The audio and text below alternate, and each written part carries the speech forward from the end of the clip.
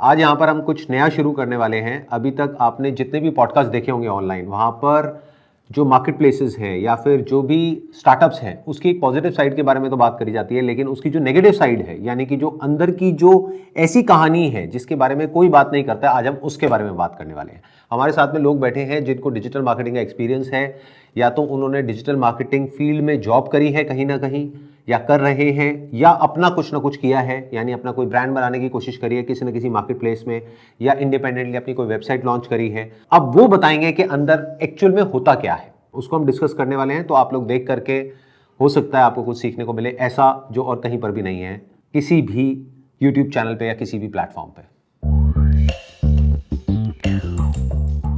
Let's keep it this way कि एक है जो परसेप्शन है, ऑनलाइन मार्केट प्लेसेस पे चले जाओ, उसके बाद में इतने का प्रोडक्ट खरीदो, इतने का बेचो, उसके बाद में बहुत पैसा आएगा, यानी लाखों रुपए आप कमा सकते हो।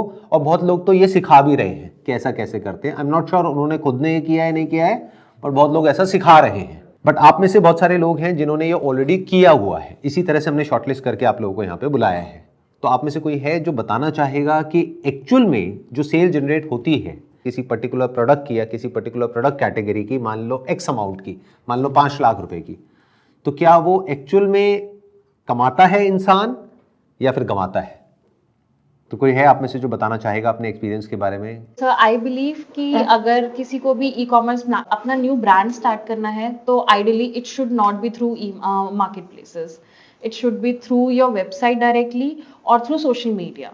बिकॉज अगर आप किसी भी मार्केट प्लेस पे जा रहे हैं तो you need a huge investment in starting. Working capital का ही जो टाइम होता है अप्रॉक्सीमेट 3 to 4 मंथ्स का आपको बफर चाहिए होता है प्रैक्टिकली, बिकॉज उसमें मार्जिन्स वगैरह का जो पेमेंट्स आती हैं, फिर उसके बाद फेक रिटर्न्स वापस आते हैं, कुछ गलत प्रोडक्ट्स आते हैं, तो वो सबका जो मार्जिन्स होते हैं वो कहीं ना कहीं आपको इन्वेस्टमेंट ज़्यादा करनी पड़ती है till the time you get your money back. तो क्या आप ये कह रहे हो कि वो देखने में बड़ा आसान लगता है कि हमने कहीं से प्रोडक्ट लिया और ले जा करके वहाँ पे मार्केट प्लेसेस में लिस्ट कर दिया, लेकिन एक्चुअल में इतना आसान होता नहीं है? उसके लिए you need to have deeper pockets, in the sense आपके पास बहुत पैसा होना चाहिए पीछे से लगाने के लिए शुरू में, फिर जा करके रिटर्न आएगी। तो क्या आपने किया है उसके बेसिस पे आप बोल रहे हो, अपने एक्सपीरियंस के बेस पे बोल रहे हो? Yes, sir. तो आपने क्या किया था एग्जैक्टली, थोड़ा सा बताएंगे? सर मैंने चिकनकारी कुर्तीज में किया था। मैं अपना फैशन ब्रांड मैंने करा है और स्टार्टिंग में मैंने अमेजोन पे ही करा था स्टार्ट टू वही वीडियोस कितने टाइम वगैरह। तक किया था आपने? अप्रॉक्सीमेट बीच में 3-4 मंथ्स किया था, फिर ब्रेक किया था, फिर दोबारा से स्टार्ट किया था and finally I have stopped it now. तो अभी आई am not doing on any market place, I am starting again with the social media, I am focusing completely on social media and my own website. When you talking about social media, तो आप क्या करते हैं? मतलब जैसे social media पे आपने अपने प्रोडक्ट को प्रमोट किया और फिर वहाँ से ऑर्डर्स आते हैं, उसको व्हाट्सएप के थ्रू एग्जीक्यूट करते हैं या अपनी वेबसाइट पर ट्रैफिक लेकर के जाते हैं? वेबसाइट के थ्रू। और वेबसाइट आपने क्या शॉपिफाई यूज़ करके बनाया है? अच्छा, ये जो आपने अमेजोन पे किया, और भी मार्केट प्लेसेस पे किया होगा या सिर्फ अमेजोन पे किया था? फ्लिपकार्ट पे किया था but very few, 1 or 2 articles. Actually Amazon is easiest way to start with, Flipkart is a bit difficult, उसमें बहुत सारी चीज़ें होती हैं। Myntra, Ajio, they have very difficult stages कि उनको अंदर उसमें जाने के लिए it's many more deeper pockets। तो Amazon is the easiest way to start. तो आपने अमेजोन से शुरू किया था, ये कब की बात है, कब किया था आपने शुरू? आई हैव स्टार्टेड इन 2019 और 20 अप्रॉक्स। फिर थोड़े टाइम किया था, there was a good response but I have stopped it because of some personal reasons, but again I have started but and then I realise कि नहीं, I need a very high working capital for this if I want to continue it. ऐसा क्यों कह रहे हैं आप? जैसे आपने 3 महीने किया है, तो कितनी सेल जनरेट करी आपने 3 महीने में? सर आने के लिए देखिए, order I update the inventory in the evening, I get the orders tomorrow. 10-15 orders भी आ जाएंगे if the item hits, but वो 10-15 ऑर्डर आज आप डिस्पैच कर रहे हैं, और if I am in the fashion thing, you need sizes, you need colours, everything you need. अब वो आप 200 वेरिएशन एक ही प्रोडक्ट की अप्रॉक्सीमेट डाल रहे हैं, फिर उसके बाद उसमें से 13-15 ऑर्डर्स आ रहे हैं एक दिन में, वो डिलीवर होंगे 5 डेज बाद, और फिर उसके बाद उसकी पेमेंट आएगी उस डिलीवर होने के 10 डेज बाद। फिर उसमें से कुछ होंगे जो रिटर्न भी आ जाएंगे, रिटर्न में से कुछ ऐसे होंगे जो गलत रिटर्न आएंगे, then we have to do a SPF claims और वो सारा लॉन्ग प्रोसीजर। सो आपका पेमेंट फिर उसके बाद Amazon will hold some amount, reserve रखते हैं वो कि हम आपका 100% पेमेंट आपको नहीं ट्रांसफर करेंगे। तो आपने किया क्यों? उसके पीछे क्या रीज़न था? मतलब क्या आपने कहीं किसी की कोई वीडियो देखी या किसी से सुना, उस वजह से किया, या किस वजह से? Why did you got into it? सब बिजनेस स्टार्ट करना था तो easiest way to start the business ठीक है, सेल्स आने शुरू हो जाएंगी। तब सोशल मीडिया का इतना ज़्यादा वो इंटरेस्ट नहीं था कि भाई ठीक है, because I started working part time job के साथ साथ। तो उस टाइम पे फिर ये था कि चलो अमेजोन को साथ साथ कर लेते हैं, तो वो एक सेल्स जनरेट करता रहेगा साथ साथ। तो ऑन एन एवरेज आपकी महीने की कितनी सेल हो रही थी वहाँ से? On an average approximate 999 was the amount पर ऑर्डर का, और 10 ऑर्डर्स पर डे के अप्रॉक्सीमेट आ रहे थे। तो 10,000 रुपये की सेल आप ऑन एन एवरेज जनरेट कर रहे थे, मतलब महीने की 3 लाख रुपए की सेल आप जनरेट कर पा रहे थे। हाँ जी। और फिर भी आप कह रहे हैं कि उसमें कमा नहीं पा रहे थे, तभी आपने बंद किया। तो क्यों नहीं कमा पा रहे थे? 3 लाख की सेल तो अच्छी खासी होती है। सर अच्छी खासी होती है, बट वो 3 लाख की सेल लेके आने के लिए अप्रॉक्सीमेट आपको 7-8 लाख की इन्वेस्टमेंट करनी है, और उसके बाद नेक्स्ट मंथ का भी तक आपको बफर चाहिए, वर्किंग कैपिटल चाहिए। दैट इज 1 एंड 2, क्या इसमें ऐड भी करनी पड़ती है आपको या नहीं? ऐड नहीं करी? मैंने पर्सनली एड्स नहीं चलाए थे। एड्स नहीं चलाई थी। तो आपकी कॉस्ट क्या थी? अगर इसमें कॉस्ट देखी जाए, आपने 999 का प्रोडक्ट बेचा, तो इसमें एक कमीशन होगा उसका प्लेटफॉर्म का, वो कमीशन कितना था? Approximate 18% was the one type of commission. फिर उसके ऊपर एक और भी था, I don't remember actually, it's being 2-3 years, तो 2 इयर्स बैक। तो एक और रिकरिंग अमाउंट भी था, फिर उसके ऊपर plus logistic which is 40 to 70 rupees depending on the location. After 999 सारी डिडक्शन के बाद 250-300 rupees was the final amount. 200 rupees I guess वो आपको बचता था एक ऑर्डर पे। और अगर दिन के 10 ऑर्डर आए तो 2,000 रुपये बच गया आपको एक दिन का, महीने का 60,000 रुपये बच गया। तो फिर बंद क्यों किया? सर वो रिटर्न्स उससे ज्यादा आ रहे हैं ना। और वो जो रिटर्न आ गया, क्योंकि ये कुर्ती है, तो वो आप दोबारा सेल नहीं कर सकते, वो बेकार हो गई। नहीं, we can sell, but sometime वो प्रोडक्ट जो है वो खराब आ गया और वो गलत आ गया उस सब चीज़ों में, बिकॉज डिलीवरी बॉयज वगैरह जो है they don't care it, and sometime in मतलब people also use it and then ship it back. तो वो यूज्ड होकर के वो पता चल रहा है कि वो यूज्ड है, then we can not sell it back. तो इस बिजनेस में ओवरऑल आपने जब कैलकुलेट किया तो क्या आपको प्रॉफिट हुआ एंड में जाकर के, लॉस हुआ या ब्रेक इवन था, क्या था? क्योंकि आई थिंक इन्वेंट्री बहुत बच गई होगी आपकी 4 महीने बाद। फिर उन कुर्तियों को क्या किया? सब वो फिर अपनी वेबसाइट पे सेल करा, एग्जीबिशंस के थ्रू सेल ऑफ किया। एनीबडी एल्स जो थोड़ा और बताना चाहे? हाँ बताइए सर। अगर बंदे को ई कॉमर्स स्टार्ट करना है, अपना कोई ऑनलाइन जाना है, तो सर सबसे बेस्ट ऑप्शन ही अमेजोन है। मतलब मैं तो जेन्युइनली रेकमेंड नहीं करूँगा कि वो D2C जाए, कि अपनी वेबसाइट बनाए। पहले सर वो शॉपिफाई पे जाएगा, उसको खरीदेगा, है ना, उसके पर मंथ के चार्जेस देगा, ठीक है। फिर उस पर लिस्टिंग्स करने, अगर उसे नहीं भी आती तो वो कोई बंदा हायर करेगा, उसके पैसे लगेंगे अलग। तो सर अमेजोन ना आपको पूरा एक सेटअप देता है, सब कुछ देता है। आप लॉग इन करो, आप अपना प्रोडक्ट डालो उसके ऊपर और बेचो। सर जो अमेजोन है ना, वो जेन्युइनली सिर्फ एल्गोरिदम पे काम करता है। उसमें ये नहीं है कि वो क्या कहते हैं आपको, मतलब कि क्या कहते हैं खुद पुश दे देगा या कुछ देगा। आप जैसे हीलियम 10 एक सॉफ्टवेयर होता है, आप उससे कीवर्ड्स आप सिलेक्ट करो, है ना, वो कीवर्ड्स आप उसके टाइटल में डालो, आप उसके डिस्क्रिप्शन में डालो। तो जो लोग सबसे ज़्यादा सर्च करते हैं वो हीलियम बता देता है कि लोग क्या सर्च कर रहे हैं। कोई गिफ्ट की स्पेलिंग गलत लिख देता है, जैसे GIFET लिख देता है, तो वो भी बता देगा हीलियम। तो अमेजोन सर सबसे ईजीएस्ट वे होता है वहाँ पे अपने आप को स्टार्ट करने का। लोग सर उससे प्रॉफिट निकालते भी हैं, ऐसा नहीं है कि मतलब सिर्फ एक ये मतलब बेकार चीज़ है, लोग प्रॉफिट भी निकालते हैं उससे, लेकिन इतना निकाल लेते हैं कि आपका घर चल जाए। लेकिन अगर मैं सोचूं कि मुझे ग्रो करना है अपने आप को, तो वो वहाँ से नहीं हो पाएगा। उसके लिए फिर हमें वापस D2C पे जाना पड़ेगा, मतलब अपनी वेबसाइट बनानी पड़ेगी और अपने प्लेटफॉर्म से सेल करना होगा, अपना ब्रांड बनाना होगा। अब ये दो अपोजिंग व्यूज़ हो गए। आप ये कह रहे हैं कि मार्केट प्लेसेस पे नहीं जाना चाहिए क्योंकि वहाँ पे कमाई करना इज़ नेक्स्ट टू इम्पॉसिबल अगर आपके पास में बहुत पैसा नहीं है तो। But what you are saying is कि अपनी खुद की वेबसाइट नहीं बनानी चाहिए, डायरेक्ट नहीं जाना चाहिए और मार्केट प्लेसेस पे जाना चाहिए। क्योंकि सर मैं अगर वेबसाइट बना लूंगा, मुझे जानता कौन है? राइट। अभी सर हमारे पास 140 करोड़ लोग हैं, मुझे क्या पता कौन क्या काम कर रहा है, या मैं जैसे इनसे पहले नहीं मिला था, मुझे नहीं पता था कि ऐसा कुछ ब्रांड भी है। तो हम अमेजोन पे डायरेक्टली जाके अपने आप को स्टार्ट कर सकते हैं, वहाँ से हम अपने एल्गोरिदम को बढ़ा सकते हैं, वहाँ पे हम एड्स चला सकते हैं कम पैसों में, कि जैसे 500 रुपये पर डे की या 1000 रुपये पर डे की। जैसे धीरे धीरे हमारा जो प्रोडक्ट है वो पेजेस वाइज आगे आने लगे, जैसे सबसे लास्ट पे है तो धीरे धीरे आगे आने लगे। तो जैसे अगर आप रिव्यूज़ करवा दो, जैसे मैंने अपने किसी दोस्त को बोल दिया कि यार तू खरीद ले और रिव्यू कर दे, तो उस रिव्यू के बेसिस पे भी अमेजोन आपकी लिस्टिंग को उठाता चला जाता है। ठीक है, अगर आप सर जैसे फर्स्ट पेज पे आ रहे हो, आप एड्स रन कर रहे हो, ठीक है, तो विजिबिलिटी आपको मिलना चालू होगी। उसका एल्गोरिदम समझेगा कि यार ये बंदा जो है टाइमली डिलीवर करता है प्रोडक्ट, लोग पसंद कर रहे हैं, रिव्यूज कर रहे हैं अच्छे।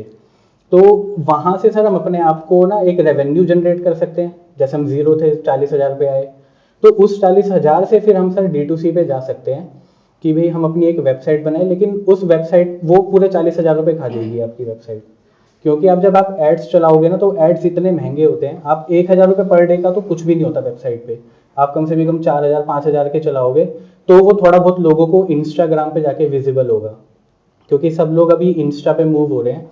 FB तो सर कोई चलाता ही नहीं, मुझे भी नहीं पता, मैंने शायद 2 साल में लॉगिन किया है कि नहीं किया।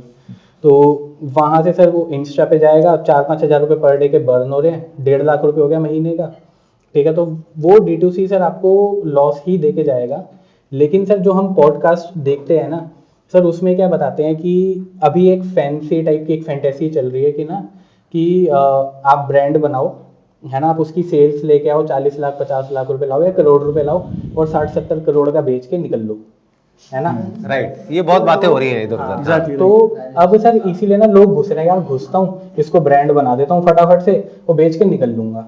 तो वो सर स्लो मूवमेंट पे नहीं चलना चाहते कि जैसे स्लो ग्रोथ होती है जो अच्छी ग्रोथ होती है, तो वो चीज़ नहीं लोग करना चाह रहे। अब लोगों के दिमाग में सेट हो गया है कि यार पैसा ऐसे कमाया जा सकता है, लेकिन सर वो प्रॉब्लम सॉल्विंग नहीं है कि जो भी आप बेच रहे हो, बस पैसा कमाने का मोटिव आ गया कि यार इसको बना लेते हैं और बेच देते हैं।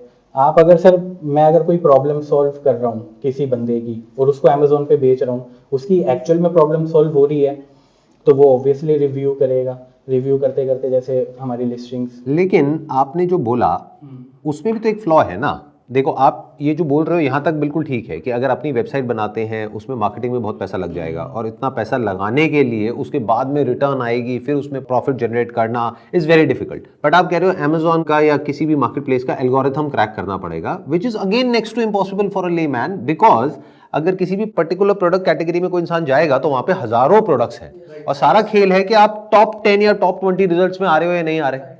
तो टॉप 20 में आओगे कैसे? It's like a chicken and egg situation. जब तक आपके रिव्यूज अच्छे नहीं आएंगे, जब तक आपके नंबर ऑफ प्रोडक्ट ज्यादा नहीं बिकेंगे, जब तक एक पर्टिकुलर लेवल तक आप नहीं पहुंचोगे, तब तक टॉप पे नहीं आओगे। जब तक टॉप पे नहीं आओगे तब तक वो नहीं होगा। नहीं सर, इसमें एक है लूप होल। हाँ, एक मिनट, आप कुछ कहना चाहते हैं? हाँ, आप बोलिए। सबसे पहले तो मैं ये चीज बोला चाहूंगा कि सब लोगों को कि रियलिटी है कि सब लोग बिजनेस में कूदना बंद करो। पॉडकास्ट देख के सक्सेसफुल बिजनेस ओनर्स के पॉडकास्ट लोग देख रहे हैं और तुरंत कूद जा रहे हैं। पहले रियलिटी समझो, बैकग्राउंड समझो, अपना आपको समझो, जॉब करनी है नहीं, जॉब करके भी लोग करोड़पति बन रहे हैं, सुंदर पिचाई बैठे हैं वहाँ पे। तो ऐसा नहीं कि बिजनेस करके लोग बनेंगे, बट बिजनेस करो सोच समझ के, बिजनेस प्लान स्ट्रैटेजी बना के करो अगले 1 साल की, क्योंकि अगले 7-8-6 महीने तक आपको हो सकता है खाना पीना मिले उस बिजनेस से। तो जैसे उन्होंने बोला वेबसाइट जरूरी है, इन्होंने बोला ई कॉमर्स के मार्केट प्लेस जरूरी है, मैं बोलता हूँ दोनों जरूरी है। वेबसाइट होना इसलिए जरूरी है कि जब मार्केट प्लेस लोग आदमी आता है तो ह्यूमन साइकोलॉजी क्या होती है कि सपोज अगर मैं एक XYZ ब्रांड देखता हूँ अमेजोन पे या मिंत्रा पे, मैं यूजुअली हमेशा ट्राई करता हूँ उसकी वेबसाइट पे। मुझे पता है वेबसाइट पे उसका प्राइस ज़्यादा बेटर मिलेगा, प्राइस बेटर मिल जाएगा मुझे वेबसाइट पे, प्लस मेरा एक वेबसाइट के साथ एक क्या होता है ना कि जैसे मैं ऐड टू कार्ट छोड़ूंगा तो मुझे मैसेज आता है 5% of, 10% of, customer acquisition cost जैसे बोलते हैं वो आता है। तो मैं इसलिए मार्केट प्लेस पे जरूर चलाना चाहूंगा, जिससे कि यहाँ से मुझे विजिबिलिटी मिलेगी, बेसिकली ऑयल मिलता रहे मुझे यहाँ से, और इस वाली गाड़ी मेरी इस ऑयल से चलती रहे। तो मैं यहाँ पे मार्केट यहाँ पे भी ऑडियंस जनरेट करता हूँ। पैरेलली मुझे दोनों को चलाना पड़ेगा तभी गाड़ी चल पाएगी। अगर सिर्फ पे चलाऊंगा ब्रांड नहीं बनेगा, इस पे बनाऊंगा पैसा भुगता रहूंगा। तो दोनों को पैरेलली चलाना बहुत जरूरी है। अच्छा, let me put it this way, आपके हिसाब से based upon your experience and understanding, आपके हिसाब से रियलिस्टिकली स्पीकिंग इसमें सक्सेसफुल होने के चांसेस क्या हैं अगर दोनों को अलग अलग करके देखा जाए? यानी कि अगर एक मार्केट प्लेस से आप शुरू करते हो तो उसमें एक्चुअल में सक्सेसफुल होने के चांसेस क्या है, यानी पैसा कमाने के चांसेस क्या हैं? आउट ऑफ 100% क्या चांसेस हैं कि आप पैसा कमाओगे और क्या चांसेस है कि आप पैसा गंवाओगे? सर सही टाइम पे सही जगह मेहनत करेंगे, दिमाग लाएंगे, 10 से 12-15 घंटे काम करेंगे दिन का, सही कॉस्ट पे सोर्सिंग करेंगे, सही प्राइसिंग डालेंगे, स्ट्रैटेजी सही SEO करेंगे, सही कीवर्ड्स डालेंगे, सही एड्स चलाएंगे, सही एड्स परफॉर्मेंस वाले बंदे को लेकर आएंगे, तो मार्केट प्लेसेस भी हिट करेगा, वेबसाइट भी हिट करेगी। बस सही चीज़ें करना जरूरी है और मेहनत करना जरूरी है। लोग क्या करते हैं, अमेजोन पे लिस्ट करके छोड़ देते हैं, अब ऑर्डर आए, ऑर्डर ऐसे नहीं आता, आपको डेली बेसिस पे काम करना पड़ेगा उसको, आपको उसके टाइटल को बेटर करना पड़ेगा, डिस्क्रिप्शन को बेटर करना पड़ेगा, कॉम्पिटेटिव प्राइस रखना पड़ेगा, बट प्राइस ऐसा भी कॉम्पिटेटिव रखना है कि ये 20 का बेच रहा है तो मैं 15 का बेच दूँ, मुझे लॉस हो रहा है, बल्कि नहीं। अब सवाल उठता है सही और गलत क्या है। तो सही का मतलब ये है कि किसी इंसान को पता हो कि उसको कैसे करना है और वो इंसान हो जिसने वो चीज़ आज से पहले 100 बार कर रखी है। नहीं तो एक इंसान हिट एंड ट्रायल करेगा और वो गारंटेड फेल होगा। तो यहाँ पे वैल्यू आ जाती है एक कंसल्टेंट की, एक ऐसे इंसान की जो कि एक्सपर्ट है उस पर्टिकुलर फील्ड में। यानी कि अगर हम सिंपल वे में समझे कि कोई इंसान अगर ये सोच रहा है कि मैं खुद सब कुछ कर लूंगा और मैं सक्सेसफुल हो जाऊंगा, तो वहां पे सक्सेसफुल होने के चांसेस बहुत कम हैं। लेकिन अगर वो शुरू में फुल टाइम बेसिस पे किसी को रिक्रूट ना भी करे, ऑन फ्रीलांस बेसिस किसी ऐसे कंसल्टेंट को हायर करे जिसको कि ये काम एक्चुअल में आता हो। अब उसमें भी ये बहुत बड़ा क्वेश्चन मार्क है कि वो कंसल्टेंट एक्चुअल में जेन्युइन है या फ्रॉड है, राइट? कि वो उसका काम ही यही है क्या कि लोगों को ला करके उनसे पैसे लेना, और उनका काम चलता ही नहीं चलता, वो भाड़ में जाए, अपना काम चलना चाहिए। ऐसे भी बहुत लोग हैं। बट कुछ लोग हैं जिनको जेन्युइनली ये काम आता है, तो मे बी उनसे पहले करवा के देखना होगा, या पहले 4-5 अलग अलग लोगों से करवा के देखना होगा, फिर देखना होगा उनमें से 5 में से एक्चुअल में जो बोल रहा है कौन कर पा रहा है। सर इसी में 50,000 लग जाएगा, इसी में 50,000 रुपए लग जाएगा। तो अब रियलिस्टिकली स्पीकिंग, अगर ऐसा कोई कुछ भी करने के बारे में सोच रहा है तो उसकी जेब में कम से कम भी नहीं तो 5-10 लाख रुपए तो होना ही चाहिए। सर 6 महीने का बैकअप होना चाहिए। जैसे हमारे बड़े बूढ़े कहते थे ना, कोई भी काम शुरू करो तो 6-8 महीने का बैकअप लेके चलो। राइट, हाँ आप बताइए। सर मेरा ये कहना है, हम इतनी मेहनत मार्केट प्लेस पे करेंगे सपोज, इससे अच्छा हम अपनी वेबसाइट पे निकल ले, उसमें फ्यूचर है हमारे बिजनेस का। Amazon में क्या, अगर सपोज आपने 3 ऑर्डर नहीं पैक करके भेजे, आपकी पॉलिसी वायलेशन हो जाएगी और आपको कुछ नहीं पता आपका अकाउंट कब सस्पेंड हो जाए, आपकी सारी मेहनत बेकार। अगर आप अपनी वेबसाइट के थ्रू बेच रहे हो, सपोज किसी रीजन से, इमरजेंसी से कुछ हो गया, आपने नहीं भेजा, एटलीस्ट आपका बिजनेस तो बंद नहीं होगा, वेबसाइट तो बंद नहीं होगी। सर अमेजोन नंबर 1 इसीलिए ही है कि वो अपने कस्टमर को प्रायोरिटी देता है। कई बार और भी पॉलिसी होती है, कुछ कीवर्ड्स हमने गलत डाल दिया या कुछ भी इमेज अगर आपने प्रॉपर नहीं डाली, वो वायलेशन में आ जाती है और अकाउंट सस्पेंड हो जाता है। मेरा हुआ है। क्यों हुआ था आपका अकाउंट सस्पेंड? यही ऑर्डर की वजह से कुछ गलत चले गए थे। कई बार क्या होता है, 10 ऑर्डर होते हैं, 10 अलग अलग कैटेगरी है। अब वो भी इंसान है जो पैक कर रहा है, इन केस उससे 1-2 गलती हो गई, इस वाले को ये प्रोडक्ट चला गया, इसको ये चला गया, कस्टमर ने डाल दी मेल कंप्लेंट। अब क्या होता है, अमेजोन में ये है, वो कस्टमर को प्रायोरिटी देता है, उसको हमसे मतलब नहीं है, क्योंकि उसके बाद लाखों सेलर है, वो सीधा आपका अकाउंट बंद कर देगा तब तक जब तक कि वो इश्यू रिजॉल्व नहीं हो जाता। सर अमेजोन में कैसे होता है, अमेजोन में भी परसेंटेज दे रखा है कि इतने परसेंट से ऊपर रहना चाहिए आपका अकाउंट। अगर आप कोई पॉलिसी वायलेशन कर रहे हो, अगर आपने गलत ऑर्डर्स भेजे, अगर आपने लेट डिस्पैच किए, तो सबके परसेंटेज बना रखे कि 10% से नीचे रहना चाहिए। तो ऐसे नहीं कि 2 ऑर्डर गलत भेजते ही मेरा अकाउंट बैन हो जाएगा।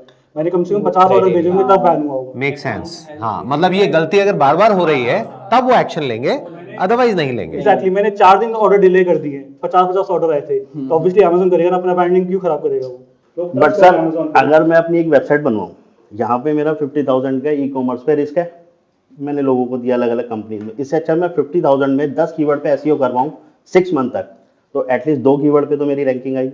अगर एक आप अपनी वेबसाइट बनाते हैं वर्सेस अगर आप एक मार्केट प्लेस पे जाते हैं, दोनों के अपने प्लस माइनस हैं, वो हमको अच्छे से समझना पड़ेगा। पहले तो अपनी वेबसाइट बनाने में सबसे बड़ा जो माइनस पॉइंट है वो ये है कि ट्रस्ट नहीं है कस्टमर का। आज अगर हमें भी बोला जाए कि कोई पर्टिकुलर वेबसाइट आ गई, लाखों करोड़ों वेबसाइट्स हैं, पहले तो हम ट्रस्ट कैसे करें उस पर कि वो जेन्युइन है या नहीं है। पता लगा हमने पेमेंट कर दिया, ऑर्डर आएगा भी या नहीं आएगा, और ऑर्डर आ गया उसके बाद में रिटर्न होगा भी या नहीं होगा, वो प्रोडक्ट वैसा है भी जैसा दिख रहा है या नहीं है।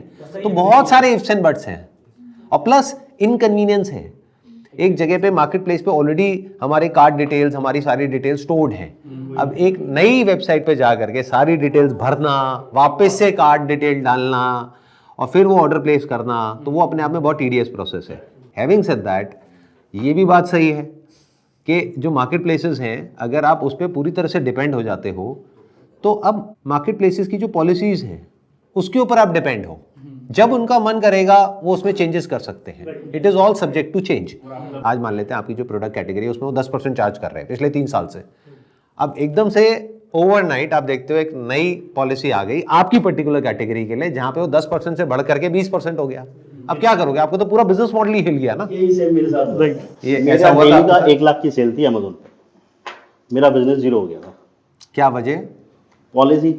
आपके क्या प्रोडक्ट था? आयुर्वेदा में जो मेंस का प्रोडक्ट होता है, अच्छा, उसमें कोई एक कीवर्ड की वजह से पॉलिसी आ गई, मेरा सारा धंधा 0। जो कितने टाइम से चल रहा था? 3 साल से। फिर उसके बाद आपने क्या किया? अपनी वेबसाइट बना करके सेल वो करने तो की मेरा कोशिश करी? साइड बाय साइड चल ही रहा था, तो एसईओ एंड ऑल सारा। बट लेकिन उसमें मैं मेरे वेबसाइट के थ्रू जो ऑर्डर आते थे वो 80% डिलीवर्ड होते थे, अमेजोन से जो आते थे वो 30% डिलीवर्ड होते थे। What do you mean by that? मेरी वेबसाइट से 80% डिलीवर्ड रेशो था, 100 में से, मतलब 20% रिटर्न आते थे। Are you talking about return? और अमेजोन पे उल्टा होता था। आप कह रहे हो 70% रिटर्न आता था? हाँ, अमेजोन पे 70% तो बहुत ज्यादा है, इतना तो मैंने कभी सुना होता था नहीं। सर। आज से मतलब 6-7 साल पहले। अच्छा, उस टाइम की बात में भी हो सकता है हो, बट आज इतना नहीं है return. I think 15-20%, 30% maximum. 20-25%। That's what I am saying. हाँ, ठीक है। एनीबडी एल्स जो अपने कोई व्यूज शेयर करना चाहे, जिसने अभी तक नहीं करे हैं अपने व्यूज शेयर? हाँ, आप बताइए। सर मेरा पॉइंट ऑफ व्यू ये है कि जहाँ मर्जी चले जाओ, मार्केट प्लेस या वेबसाइट, एल्गोरिदम से नहीं बचा जा सकता। क्योंकि अमेजोन मार्केट प्लेस जाओगे तो उधर अलग एल्गोरिदम है मार्केट प्लेस का, वेबसाइट पे आओगे तो एसईओ करोगे उस पे गूगल का एल्गोरिदम है, एड्स चलाओगे तो उसमें मेटा एड अकाउंट का एल्गोरिदम है, गूगल एड्स पे जाओगे तो उसका अपना एल्गोरिदम है। तो एल्गोरिदम से तो बचा ही नहीं जा सकता। But on website you have more control. Algorithm में तो फंसना पड़ेगा। कीवर्ड्स तो इट डिपेंड्स कि आप क्या सेल कर रहे हो। हाँ, अगर आपका, मेरा जो पॉइंट ऑफ व्यू है वो ये है कि अगर आपका वैल्यू फॉर मनी प्रोडक्ट है, ठीक है, तो आप मार्केट प्लेस से स्टार्ट कर सकते हो। क्योंकि 90% of the customer in my view on Amazon Flipkart is price conscious. उधर प्राइसिंग से गेम चलता है, राइट। ठीक है। बट अगर आपका ब्रांड है, आपको अपना प्रोडक्ट प्रीमियम पे सेल करना है, तो आप social media ads, Google ads से जा सकते हो। क्योंकि मैंने बहुत सारे ब्रांड स्केल करे हैं जो प्रीमियम पे सेल करते हैं, क्योंकि हमें भी पता होता है ये प्रोडक्ट कितने का है। एज अ कस्टमर हमें पता होता है कि इस पे कितना मार्जिन होगा, ये प्रोडक्ट कितने का होगा। बट वो प्रोडक्ट सेल होते हैं क्यों? क्योंकि कंटेंट की वजह से, ब्रांड की कम्युनिकेशन की वजह से और लुक एंड फील की वजह से वेबसाइट की। तो ये सारी रीजन की वजह से तो वही है, fake it till you make it. जो भी न्यू ब्रांड्स लॉन्च हो रहे हैं वो अपने आप को शो ऐसा कर रहे हैं, जो भी प्रीमियम पे सेल कर रहे हैं वो शो ऐसा कर रहे हैं जैसे वो बहुत टाइम से है राइट मार्केट में, बट वो लॉन्च अभी हुए हैं 2-3 महीने पहले। तो उन्होंने अपना कंटेंट इस तरीके से बना दिया है। आई थिंक अगर आपको डीटीसी जाना है तो आपको कंटेंट में सुपर होना पड़ेगा। कंटेंट ऐसा बनाना है जो कस्टमर को चाहिए। अब इसमें भी लेयर्स हैं, डिपेंड्स कि आप क्या सेल कर रहे हो, ठीक है। अगर आप कुछ प्रीमियम सेल कर रहे हो तो आपको प्रीमियमनेस दिखानी पड़ेगी। आपको कस्टमर को समझना पड़ेगा कि उसको क्या कंटेंट समझ आ रहा है, और उसको समझने के लिए बेस्ट टूल है एड्स लाइब्रेरी। उसमें जाओ, उसमें समझो कि दूसरे ब्रांड्स क्या चला रहे हैं, कौन सी एड्स चल रही हैं, और भी बहुत सारे टूल्स हैं जिससे आपको पता चल सकता है कि कौन सी एड परफॉर्म कर रही है। तो डीटीसी जाने का बेस्ट वे है कंटेंट। और एल्गोरिदम में जो हम बातें कर रहे हैं वो एल्गोरिदम तो हर जगह आएगा। Very good point. मतलब what you are saying is कि हम चाहे ये करें चाहे वो करें, दोनों जगह एल्गोरिथम को तो हमको क्रैक करना ही पड़ेगा। Algorithm which is nothing but a kind of a formula that works, and that formula could be different for different product categories. कोई रूल बुक नहीं है कि इसको फॉलो करोगे तो वो हो जाएगा। वो आपको पहले समझना पड़ेगा वो प्रोडक्ट कैटेगरी क्या है, कॉम्पिटिटर क्या कर रहे हैं, उसमें कहाँ पे गैप्स है, उसको समझ करके फिर उसको क्रैक करना पड़ेगा। टाइम टू टाइम चेंज भी होती है, और वो टाइम टू टाइम चेंज होता रहता है, तो अपने आप को अपडेट करना पड़ेगा, उसको वो करना पड़ेगा। बट अब यहाँ पे मज़ेदार बात क्या है जो इन्होंने बोला कि आपका जो प्रोडक्ट है वो वैल्यू फॉर मनी है, यानी कि मार्केट में जितने का मिल रहा है ऑफलाइन या और वेबसाइट्स पे उससे बहुत सस्ता है, तब तो market places is a good option. या फिर आपका ऑलरेडी कोई बहुत बड़ा ब्रांड है तो market place is again a good option, because market place is nothing but a shopping mall, online shopping mall, जहां पे आपकी एक दुकान खुल रही है। तो या तो आप उस दुकान में बहुत सस्ता बेच रहे हो, एक बाजार है एक तरीके से, उस बाजार में या तो आप कोई बहुत सस्ता माल बेच रहे हो औरों से, या फिर उस बाजार में जब लोग आए हैं तो कोई जाना माना नाम है उसको बेच रहे हो। बट अगर आप ये सोच रहे हो उस बाजार में जा करके मैं ब्रांड बन जाऊंगा, तो उसमें बहुत बड़ा क्वेश्चन मार्क है। क्योंकि मैं बहुत टाइम से इन मार्केट प्लेसेस को ट्रैक कर रहा हूं, आई एम नॉट श्योर कि ऐसे कितने ब्रांड्स हैं, होंगे एक्सेप्शंस होंगे, बट ऐसे कितने ब्रांड्स हैं जो कि मार्केट प्लेसेस से निकल करके बने हो। यहां तक ठीक है, हम सब एक ही साथ में चल रहे हैं, है ना?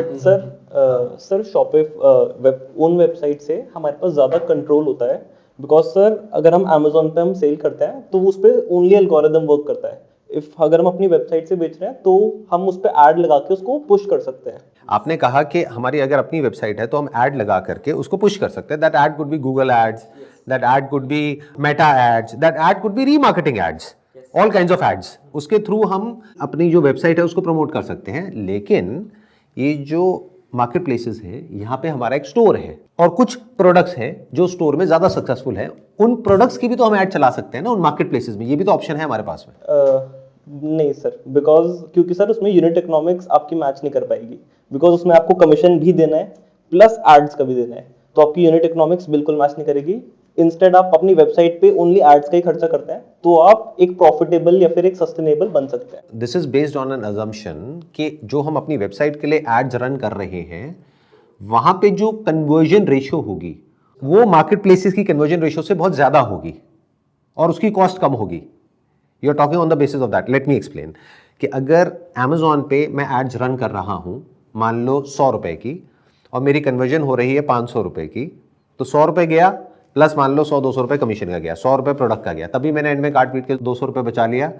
बट अगर मैं अपनी वेबसाइट के लिए एड रन कर रहा हूं तो what you are saying is कि 50 रुपए की ऐड करनी पड़ेगी और 500 रुपए की कन्वर्जन होगी। व्हाट इफ कि अगर अपनी वेबसाइट के लिए जो मैं ऐड रन कर रहा हूं वहां पे 200 रुपए लग गया और 400 रुपए की कन्वर्जन हुई, तब तो फंस गए ना। एग्जैक्टली। तो cost of customer acquisition cost जो होती है वो Amazon या फ्लिपकार्ट, मिंत्रा जैसे मार्केट प्लेस पे कम होती है as compare to our own website.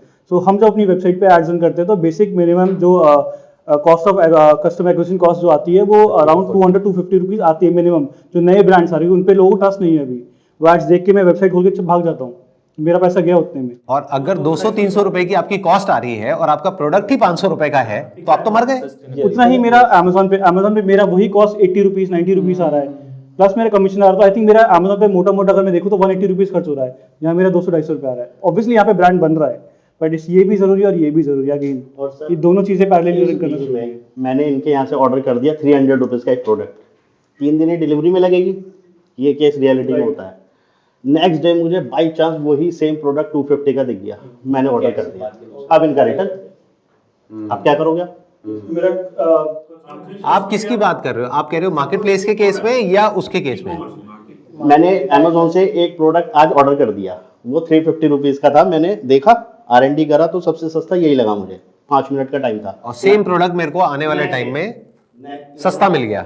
Next day मेरे को 250 का मिल गया, मैंने वो भी ऑर्डर कर दिया। अब मुझे पता 350 वाला लेना नहीं है, रिटर्न करना है, 250 वाला ले।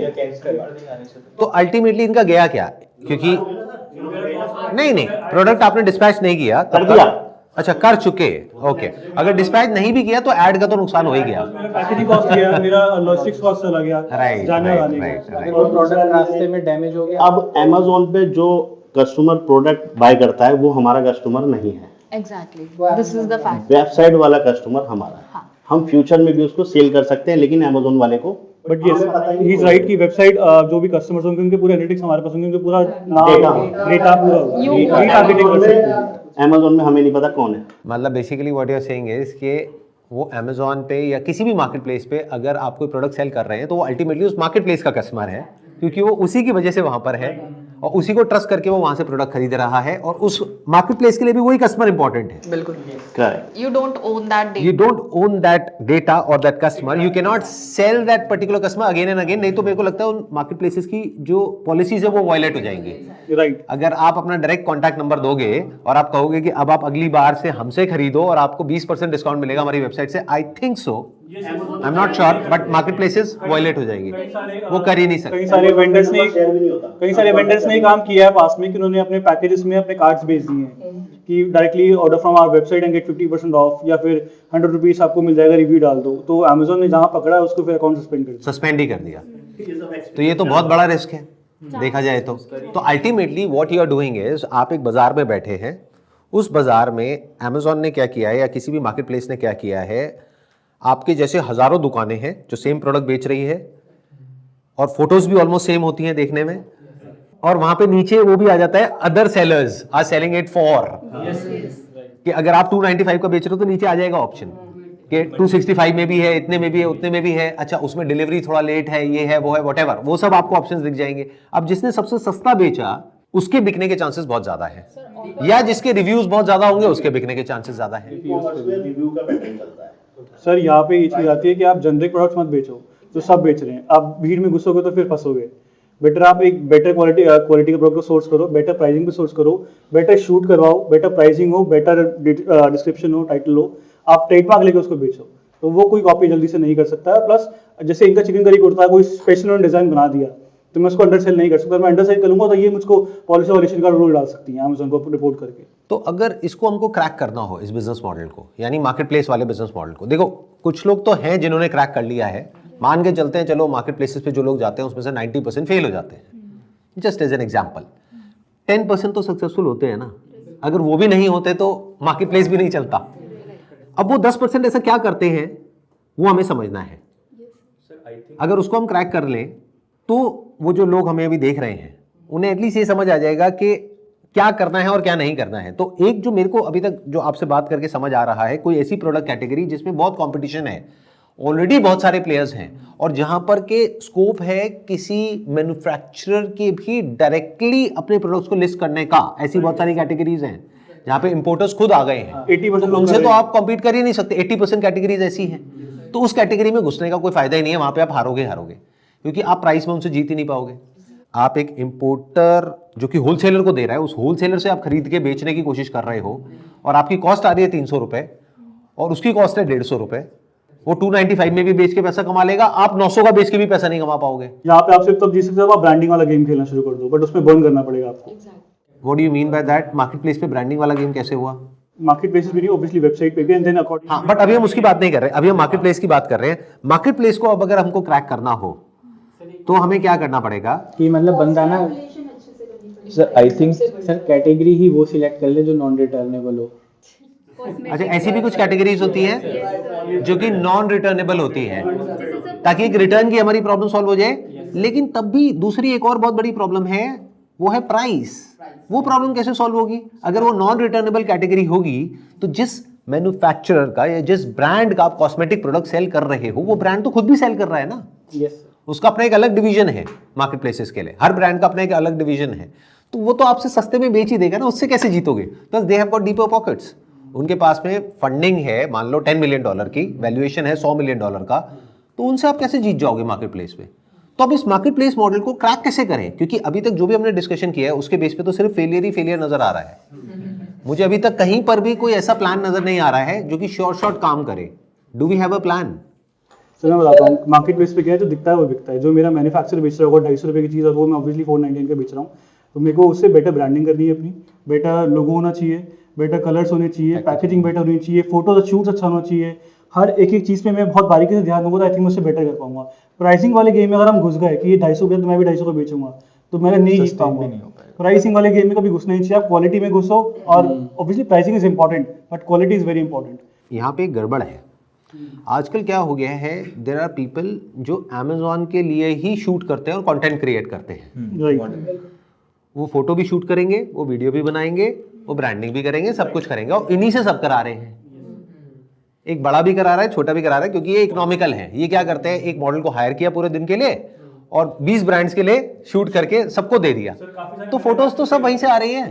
तो वही तो नहीं करना है ना, तभी तो आप अलग दिखोगे। तो आप कह रहे हो वो नहीं करना, तो फिर क्या करना है? उसमें तो उसकी कॉस्ट बहुत ज्यादा आ जाएगी। सर मैन्युफैक्चरर्स भी अभी क्या कर रहे हैं, आजकल सारे मैन्युफैक्चरर, वो ब्यूटी प्रोडक्ट्स हो चाहे वो लॉन्ड्रीज हो, कुछ भी हो, वो शूट्स रेडी रखते हैं। आप अब मैं अगर सपोज एक सेलर की तरह जाऊंगा, सर मुझे आपका माल चाहिए बेचना है, वो बोलेंगे ठीक है 10 प्रोडक्ट ले लो, इसको फोटो शूट के पेन ड्राइव में दिया, ले जाओ, मेरे को फोटोज रेडी मिल रही है। वो वैसी पेन ड्राइव और वो ही फोटो वो 10 को दे चुका है, वो 10 क्या पता 100 को दे चुका है या 500 को दे चुका है। अगर मैंने सुबह 22 प्रोडक्ट लिए भी थे, तो अगर बेटर फोटोग्राफ में खिंचवाता, उससे बेटर रील्स बनवाता, बेटर यूजी कंटेंट बनवाता, बेटर ब्रांडिंग करता, बेटर लोगो होता, बेटर पैकेजिंग होती, बेटर सर्विस होती, ये सब चीज़ अगर मैं बेटर तरीके से करता, बेटर डिलीवरी टाइमलाइन होती, तो मैं उन बाकी लोगों से तो एटलीस्ट आगे होता। और मेरा ब्रांड उन लोगों से अलग इसलिए दिखता क्योंकि जो दिखता है वो बिकता है मार्केट प्लेस। अभी तक प्रोडक्ट बंदे के हाथ में पहुंचा ही नहीं है। देखो, आपको एक बहुत मजेदार बात बताता हूँ। जब हम किसी काम को शुरू करते हैं ना, तो हमें ऐसा लगता है कि ये बेटर है, लेकिन वो एक्चुअल में बेटर होता नहीं है। जैसे जब मैंने फोटोग्राफी शुरू करी थी, मुझे लगता था मेरी फोटोग्राफी बहुत अच्छी है, आज समझ आता है वो बहुत गंदी थी। क्योंकि पता तो उसको लगेगा ना जो उस फील्ड में एक्सपर्ट है कि वो अच्छा है या बुरा है। तो ये अपने आप में बहुत बड़ा क्वेश्चन मार्क है कि जिसको वो इंसान अच्छा समझ रहा है, क्या वो अच्छा है एक्चुअल में या नहीं है, और अच्छा है तो किसके लिए है? क्या उस फील्ड के जो एक्सपर्ट है उनके लिए अच्छा है या जो कस्टमर है उनके लिए अच्छा है? क्योंकि इसमें भी कॉन्ट्रडिक्शन होता है। आप मेरी बात समझ पा रहे हैं मैं क्या कह रहा हूं? कि एक प्रोफेशनल फोटोग्राफर है, मान लो जो टॉप के लेवल पे बैठा है, जो एक दिन का 2 लाख रुपए चार्ज करता है, वो देख के कहेगा ये शूट तो बहुत बढ़िया है। बट उस प्रोडक्ट सेगमेंट का जो कस्टमर है, मान लो 300 रुपए का प्रोडक्ट है, वो देख करके कहेगा भाई मेरे को तो समझ ही नहीं आ रहा क्या कर दिया, ये अजीब सा शूट है। और उसके लिए अच्छे का मतलब कुछ और है। तो ये अपने आप में बहुत बड़ा क्वेश्चन मार्क है, उसको क्रैक करना पड़ेगा। प्लस कोई ऐसा प्रोडक्ट ढूंढना पड़ेगा जिसमें कंपटीशन ना हो, और वो ढूंढना आज की डेट में ऑलमोस्ट नेक्स्ट टू इम्पॉसिबल है, क्योंकि हर कोई यही कर रहा है। और मजे की बात, आप नए घुस रहे हो इन मार्केट प्लेसेस में, there are lot of people जो इन मार्केट प्लेसेस में पिछले 2 साल से 5 साल से 10 साल से बैठे हैं, और वो भी नई नई कैटेगरीज ढूंढ रहे हैं। क्योंकि उनको पता है कि मैं ये प्रोडक्ट इंपोर्ट कर रहा हूं या ये प्रोडक्ट यहां से ले रहा हूं और बेच रहा हूं, यहां पे मैं इतना कमा रहा हूं, तो वो भी तो अपनी प्रोडक्ट जो कैटेगरीज हैं उसको एक्सपैंड करते जा रहे हैं। तो उनके लिए वो आसान है, आपके लिए मुश्किल है, क्योंकि वो 2-4-5 साल से वहां बैठे हैं। कोई नया इंसान आ रहा है और वो आकर के ये सोचता है कि मैजिकली मैं एकदम से कुछ क्रिएट कर दूंगा, तो I don't think it's going to be a cake walk. Sir वही तो बिजनेस है, बट नए आइडियाज और नए प्रोडक्ट्स को सोर्स करना और नए अपना टेस्ट डालना। गिव मी एन आइडिया कि ऐसा क्या प्रोडक्ट है जो आप कहते हैं कि जिसमें Amazon पे अगर आज आपको शुरू करना हो या हम में से किसी को शुरू करना हो, let's not talk theoretically, practically बात करते हैं। गिव मी वन आइडिया कि ऐसा क्या प्रोडक्ट है जिसको हम सेल करते हैं जो आप कहते हो कि इन मार्केट प्लेसेस पे नहीं है या उसमें कंपटीशन नहीं है जहां पे कि हम सक्सेसफुल हो सकते हैं। Give me one idea. देखो, एक कैटेगरी पकड़ते हैं, आर्टिफिशियल ज्वेलरी, ये हमको सबको पता है ये कैटेगरी। Amazon पे जाते हैं तो Amazon का कमीशन कितना है इस कैटेगरी में? 33 है सर। 33% है। और आप कुछ भी सर्च करो वहां पे कम से कम 10,000 प्रोडक्ट आ जाएंगे। ईयरिंग सर्च करो, नेकलेस सर्च करो, पेंडेंट सर्च करो, ब्रेसलेट सर्च करो, रिंग सर्च करो, कुछ भी सर्च करो, और वो प्रोडक्ट की रेंज आएगी 200 से 300 रुपये। अब इसमें कोई रॉकेट साइंस नहीं है, आप कहीं होलसेलर पे जाओ वहाँ पे वो चीज़ आपको मिल जाएगी 50-100 रुपये में। लेकिन 30% तो अमेजॉन ले गया, यानी 100 रुपये तो वहाँ चला गया, प्लस रिटर्न है, प्लस लॉजिस्टिक्स की कॉस्ट है, प्लस आपको ऐड भी चलानी पड़ेगी शुरू में। और ये अपनी जो स्ट्रेंथ है उसको ओवर एस्टिमेट करने वाली बात हो गई कि वो ब्रांड जो 5-10 साल से बैठे हैं उन्हें टाइटल लिखना नहीं आता है और हमें आता है। ये अपने आप में बहुत एक बड़ा मिथ है और हमें ऐसा लगता है कि हम कुछ ऐसा कर लेंगे जो उन्हें नहीं पता है, जो उस इंडस्ट्री में बैठे हैं। तो डिजाइन वाइज भी, फोटोग्राफ्स वाइज भी वो हमसे बहुत आगे निकल चुके हैं, क्योंकि उनके पास में बहुत पैसा है, वो कमा के बैठे हैं।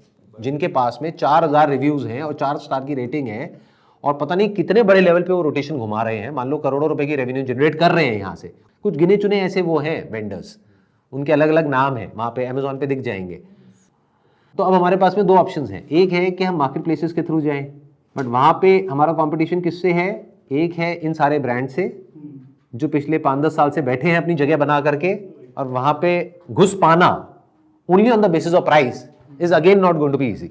299 का अगर आपने 245 में दे भी दिया तो कोई रिव्यू नहीं है, कोई ट्रस्ट नहीं है, इमेजेस आपको लग रहा है बहुत बढ़िया है बट एक्चुअल में बढ़िया नहीं है। दोनों में बड़ा फर्क है, एक है आपको लगना, एक है एक्चुअल में होना, क्योंकि वो लोग उस फील्ड के एक्सपर्ट हैं, उन्हें पता है कि किस तरह की इमेजेस से बिकता है, प्लस किस प्रोडक्ट को ऊपर रखना है, किसको नीचे रखना है, ये भी उनको पता है। मतलब किस प्रोडक्ट की ऐड चलानी है, किसकी नहीं चलानी है, वो भी उनको पता है, क्योंकि उनके पास में डेटा है, आपके पास डेटा भी नहीं है, आप अंदाजे से काम कर रहे हो। तो इस पर्टिकुलर कैटेगरी में just as an example succeed कर पाना is almost next to impossible unless and until you come up with something very unique that to what the market wants और वो और कहीं अवेलेबल ना हो, यानी और कोई ना दे रहा हो, तब तो आप उसको क्रैक कर सकते हो, नहीं तो क्रैक कर पाना बड़ा मुश्किल है।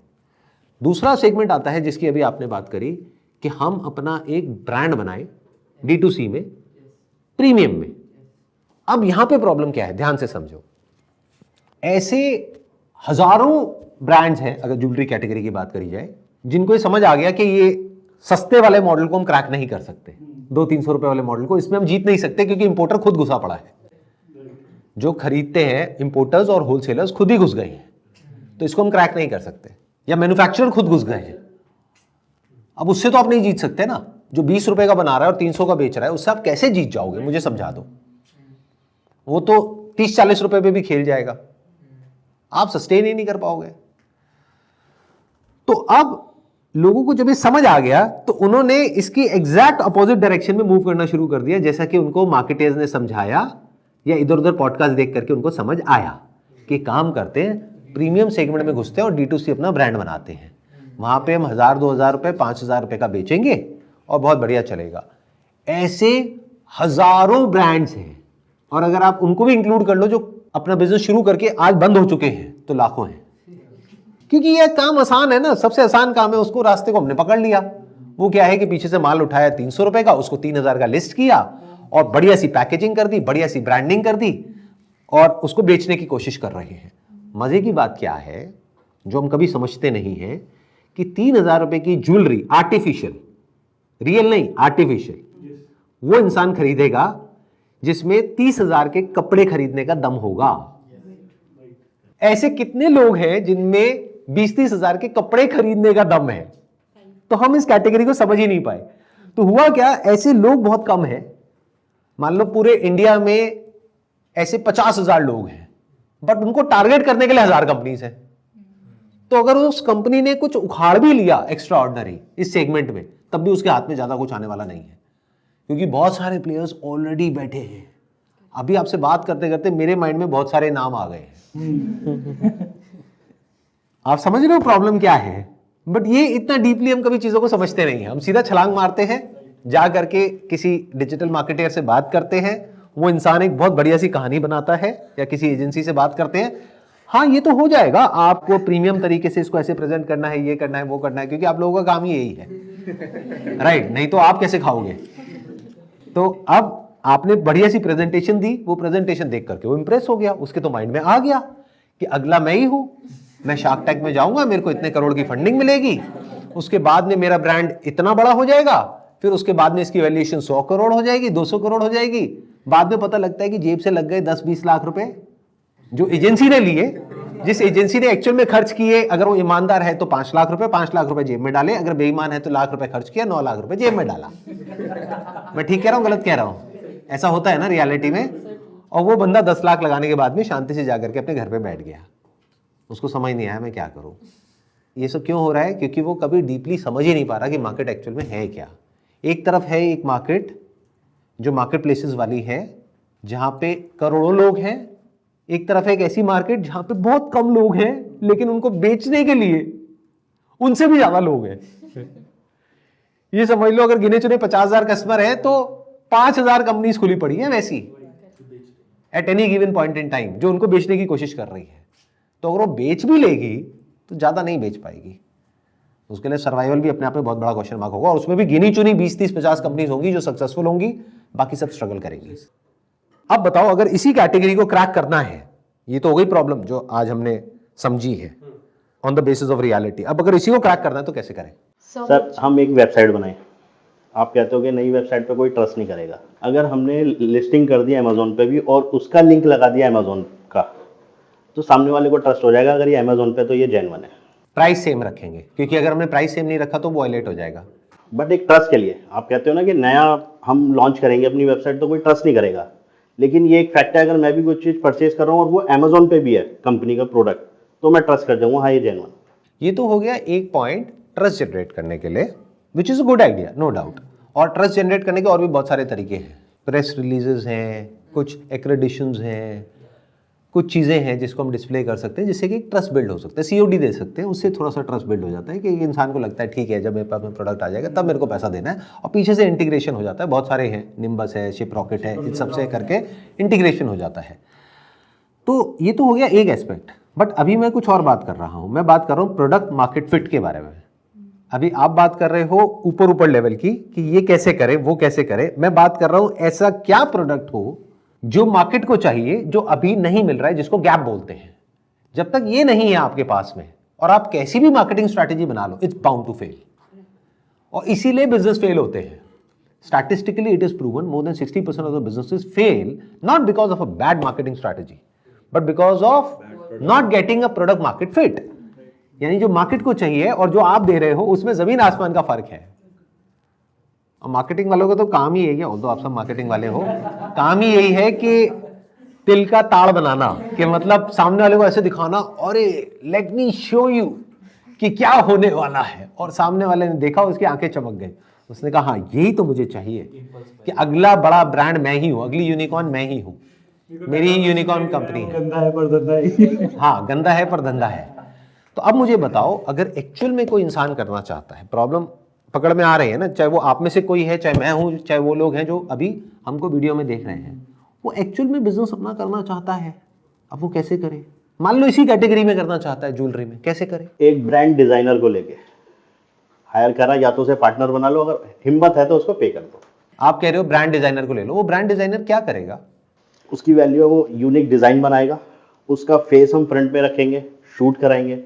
एक वो रीजन हो सकता है बेचने। आप ज्वेलरी डिजाइन की बात कर रहे हो, फिर फैशन जो ज्वेलरी डिजाइनर होती है, आप कह रहे हो ज्वेलरी डिजाइनर को साथ में मिला लें, और वो ज्वेलरी डिजाइनर अपना ज्वेलरी बनाएंगे, वो डिजाइन करे, और फिर उसको हम सेल करें। डिजाइन करे और बनवाए और फिर उसको सेल बस करे। मैन्युफैक्चरर है, हमने एक डिजाइनर हायर करा जो शायद उसको नॉलेज होगी, हमें नहीं होगी क्योंकि हम मार्केटिंग के बंदे हैं। डिजाइनर डिजाइन, यूनिक डिजाइन जो लेटेस्ट चल रहे हैं, जो डिमांड वाले हैं, वो उस डिजाइनर को पता होगा, वो डिजाइन करेगा लेटेस्ट वाला, तो ऑब्वियस है उसमें चांस होंगे हमारे जल्दी ग्रोथ होने। जो इन्होंने कहा उसके बारे में किसी को कुछ कहना है आप में से?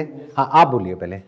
सर जो मैन्युफैक्चरर कर रहा है उसको पता है मार्केट में क्या ज्यादा चल रहा है या नहीं चल रहा, तो अगर कोई मैन्युफैक्चरर से ही कोलैबोरेट कर ले कि लाइक हम आपको मिनिमम इतना देंगे MOQ एंड मतलब एक उससे कोलैबोरेशन हो जाए तो बहुत अच्छे से हो सकता है क्योंकि प्राइस उसमें कम रहेगा, कॉस्ट ऑफ प्रोडक्ट। MOQ का मतलब होता है मिनिमम ऑर्डर क्वांटिटी, कि मतलब कोई और उसको बड़ी क्वांटिटी में दे सकता है क्योंकि उसके पास में डीपर पॉकेट्स हैं और वो सीधा बोलेगा। और वो कौन बोलेगा? जो ऑलरेडी सेल कर रहा है, वो जा करके मैन्युफैक्चरर से बात कर सकता है क्योंकि उसके पास में ऑलरेडी एक टर्नओवर है और वो जा करके उससे बनवा सकता है और वो बेच सकता है।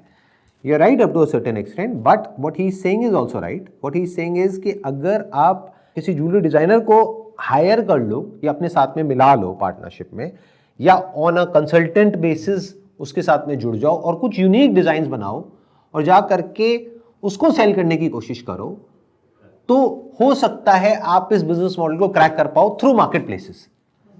सर इसमें राइट, हाँ आप बोलिए क्या कहना चाह रहे हैं? पास्ट में मैंने कंपनी के साथ ऐसा काम किया था काफ़ी टाइम पहले, तो ज्वेलरी कंपनी थी, वहाँ पे डिज़ाइनर को भी हायर किया गया था और उससे ज्वेलरी डिज़ाइन भी करवाई गई थी। बट जब MOQ सुने थे और प्राइसेस सुने थे तो फिर लग गई थी। आपको इसका भी एक प्रैक्टिकल फ्लॉ बताता हूँ जो आप कह रहे हो, उसमें क्या फ्लॉ है। आपने एक ज्वेलरी डिज़ाइनर को हायर कर लिया। अब डिज़ाइनर्स क्या होते हैं, आई एम नॉट श्योर आप में से कितनों ने एक्चुअल में जो डिज़ाइनर्स होते हैं, जो एक्चुअल में क्रिएटिव लोग होते हैं, उनके साथ में काम किया है। मैंने बहुत काम किया है। तो उनका जो माइंड होता है वो कुछ अलग ही होता है, उनके दिमाग में कुछ अलग सा आ रहा होता है और ज़रूरी नहीं है कि वो सक्सेसफुल हो।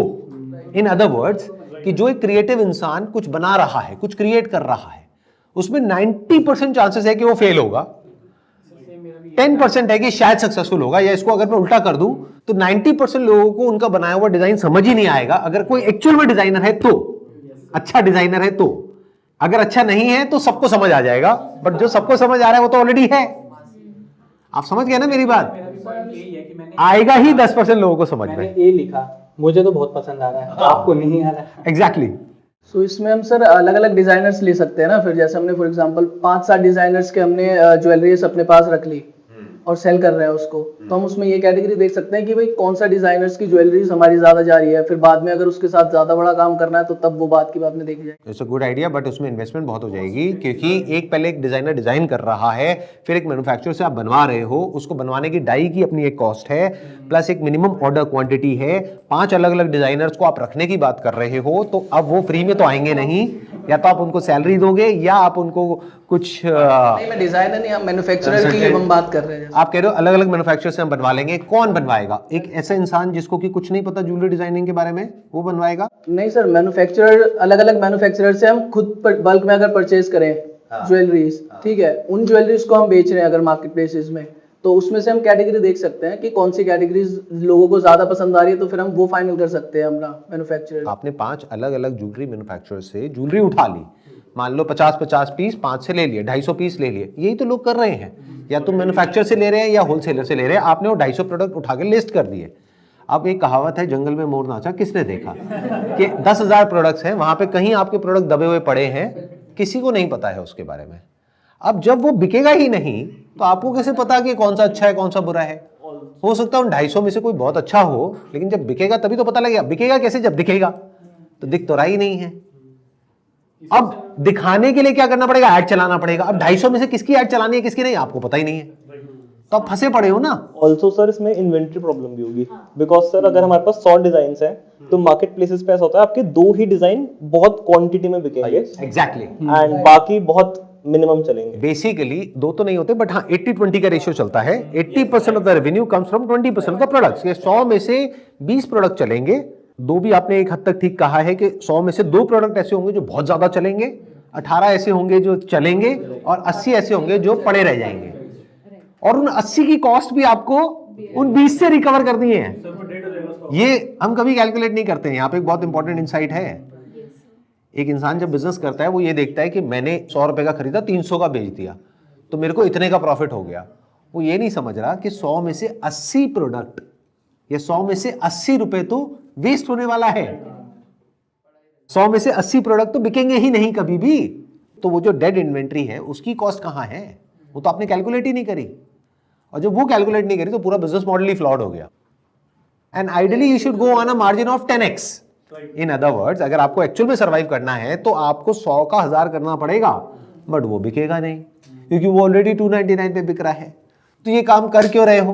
कैटेगरी फास्ट फैशन कैटेगरी है, हर 2 महीने में एक चीज आता है, आपका स्टॉक डेट हो गया। हर थोड़े टाइम में ट्रेंड चेंज हो जाता है बेस्ड अपॉन कि जो बॉलीवुड में चल रहा है, हॉलीवुड में चल रहा है, या जो इंस्टाग्राम पे जो इन्फ्लुएंसर्स हैं वो कर रहे हैं, उसी की कॉपी या उससे मिलता जुलता कुछ चलता है। तो आपका पुराना स्टॉक तो गया, तो आपको जो पैसा कमाना है वो सारा उन 20 से कमाना है, बट हमें लग रहा है कि उस 100 पे हमको 3 गुना मिलने वाला है। अरे जो 80 पड़े रह जाएंगे उसकी कॉस्ट कहां है, वो तो आपने कैलकुलेट ही नहीं करी। तो बताओ कोई तरीका है इसको क्रैक करने का, या हम हार मान रहे हैं कि नहीं ये क्रैक हो ही नहीं सकता? What if we combine 2 products and make one new product which can be like let's say कि एक chain निकाले which can be wear in neck, wrist, which would be like a new product in the market and वो इतना disrupt कर देगा like market को, like अभी existing नहीं है and it can be like wear multiple places. It's a good idea. मतलब आपने ध्यान से समझा इन्होंने क्या बोला, कि कोई ऐसा प्रोडक्ट हो जिसकी मार्केट को डिमांड है, लेकिन उसके लिए एक इंसान को 3 अलग अलग प्रोडक्ट खरीदने पड़ रहे हैं 299 के। क्या हो अगर एक ऐसा प्रोडक्ट हो, मान लो 399 का, जो वो तीनों पर्पस को सॉल्व कर दे। और जो आपने कहा ऐसे प्रोडक्ट हैं ऑलरेडी, लेकिन इतने नहीं है, और प्लस अगर इसको आप बनवा लें अपने हिसाब से। अब वो कैसे बनवाएंगे? एक है आप अपने हिसाब से बनवाएं, यानी जो आपको अच्छा लग रहा है, तो वो गारंटेड फेल होगा। तो आपको क्या करना है, पहले आपको देखना पड़ेगा मार्केट प्लेसेस पे कौन से ऐसे प्रोडक्ट्स हैं जिनके ऊपर नंबर ऑफ रिव्यूज बहुत ज्यादा है और क्वालिटी ऑफ रेटिंग बहुत अच्छी है।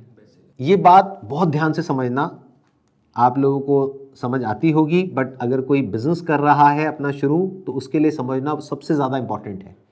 Never go by your gut feel. Gut feel क्या होता है? पेट तो वैसे ही आधे से ज्यादा लोगों का खराब है आज की डेट में, लाइफस्टाइल ऐसा है, पेट खराब है। तो गट फील क्या होता है? तो never go by your gut feel, go by data. पहले देखो कि अगर इन मार्केट प्लेसेस पे क्या है जहां पे क्वालिटी ऑफ रेटिंग अच्छी है, यानी 4 स्टार और उससे ऊपर है। इससे क्या समझ आया कि जो प्रोडक्ट अल्टीमेटली कस्टमर तक पहुंच रहा है। सर एक उसमें मैं आपको इंटरप्ट करूंगा, हाँ, सॉरी प्लीज बताइए। सर इसमें भी लूप होल है, आप पेड रिव्यूज करा सकते हो।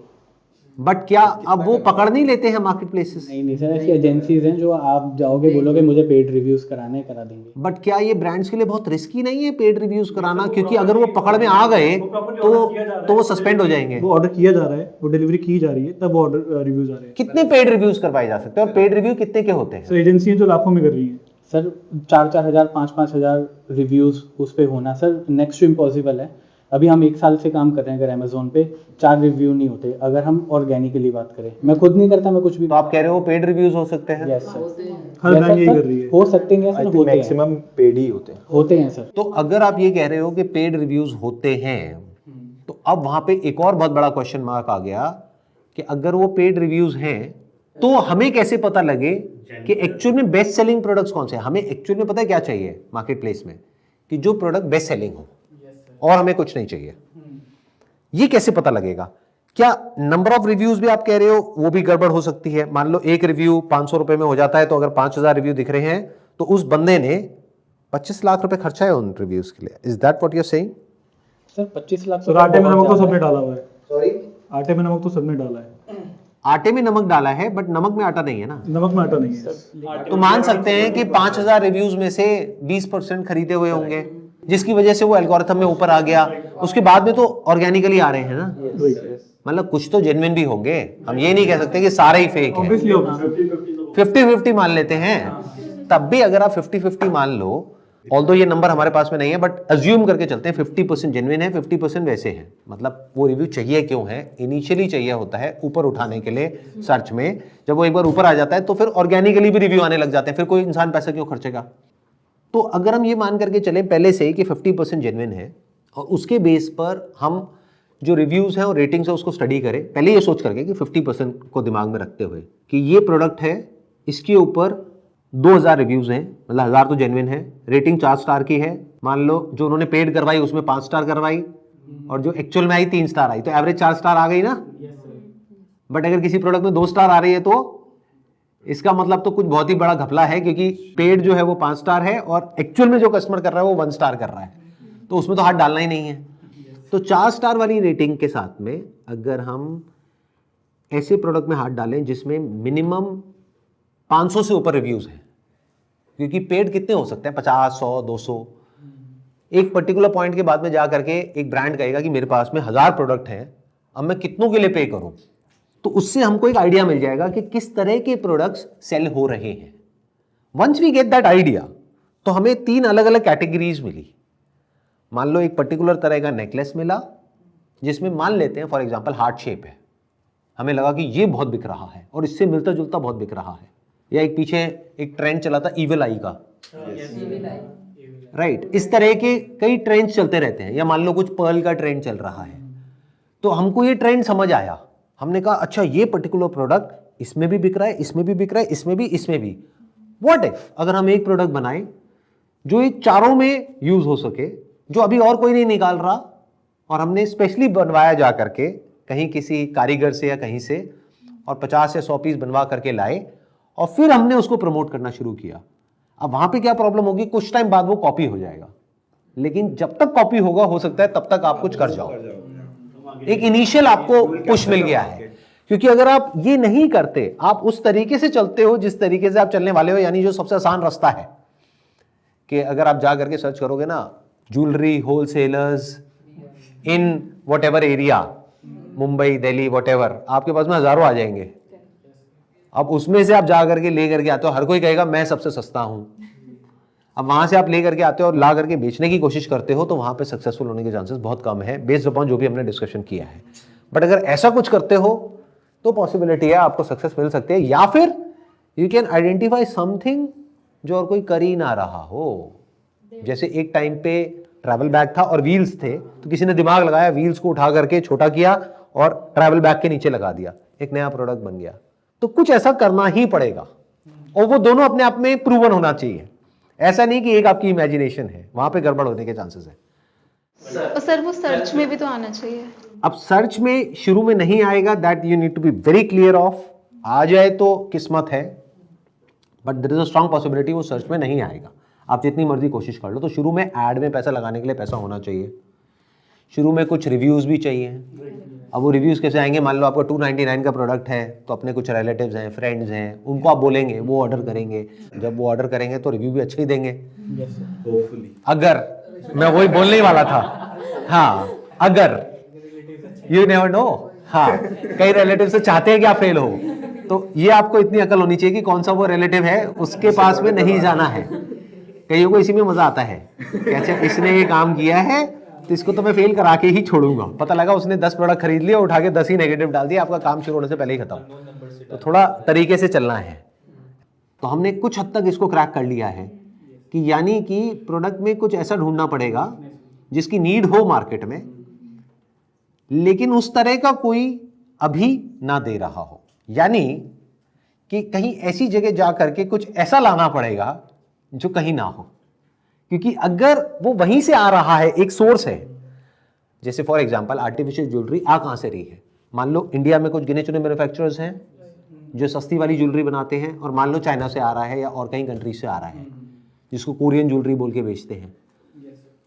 तो अब अगर वो वहीं से आ रहा है तो वो 10 रुपए में कंटेनर आया पर प्रोडक्ट, फिर वो आगे इंपोर्टर के पास गया, 20 रुपए हो गया, होलसेलर के पास गया, 30 रुपए हो गया, करते करते जिससे आपने खरीदा आपको कॉस्ट पड़ी 50 रुपए, मार्केट में बिक रहा है वो 299 का, और वो इंपोर्टर खुद भी बेच रहा है। तो अब आप वहां पे फेल होगे उस बिजनेस मॉडल में, डजंट मेक एनी सेंस। अब हमारे पास में यहाँ पे ऑप्शन क्या है कि इंडिया इतना बड़ा है जो शायद हमको खुद को पता भी नहीं है कि इंडिया के अलग अलग पार्ट्स में क्या क्या बन रहा है। उसमें से बहुत सारे होंगे जो हो सकता है अवेलेबल हो सकता है ना हो। मतलब when we talk about jewellery तो हमारे माइंड में वही क्यों आता है जो दिख रहा है। अगर हम इंस्पिरेशन वहां से लें, क्योंकि कोई रेफरेंस पॉइंट भी होना जरूरी है, अपने मन से कुछ भी डाल दोगे तो वो नहीं बिकने वाला। आदमी देख के कहेगा क्या बकवास है। तो इंस्पिरेशन हमने कहीं और से ली, यानी वहीं से ली जो वो प्लेटफॉर्म है।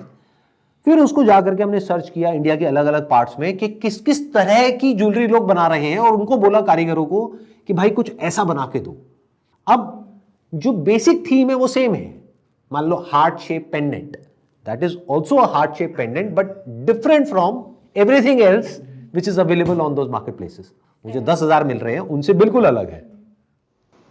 Terracotta jewellery is the one. आजकल अभी इतनी ज्यादा वेल नोन नहीं है। It's made of clay, it's completely handmade and people are shifting to the terracotta jewellery. अब उसकी पोजीशनिंग भी ऐसे करनी पड़ेगी कि आपको एक स्टैंड लेना होगा कि what is it that you stand for. For example if you saying कि वो हैंडमेड है, क्ले की बनी हुई है, तो I am assuming it is sustainable, eco friendly, तो उसको उस तरीके से प्रेजेंट करना होगा। उसकी पैकेजिंग भी वैसी होनी चाहिए।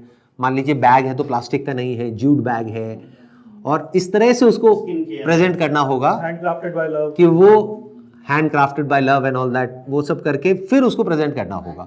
बट ये हमें समझ आ रहा है कि अगर हमने वही किया जो सब कर रहे हैं और हम उनसे जीतने की कोशिश कर रहे हैं जो 10 साल से वो कर रहे हैं, तो guaranteed हारोगे।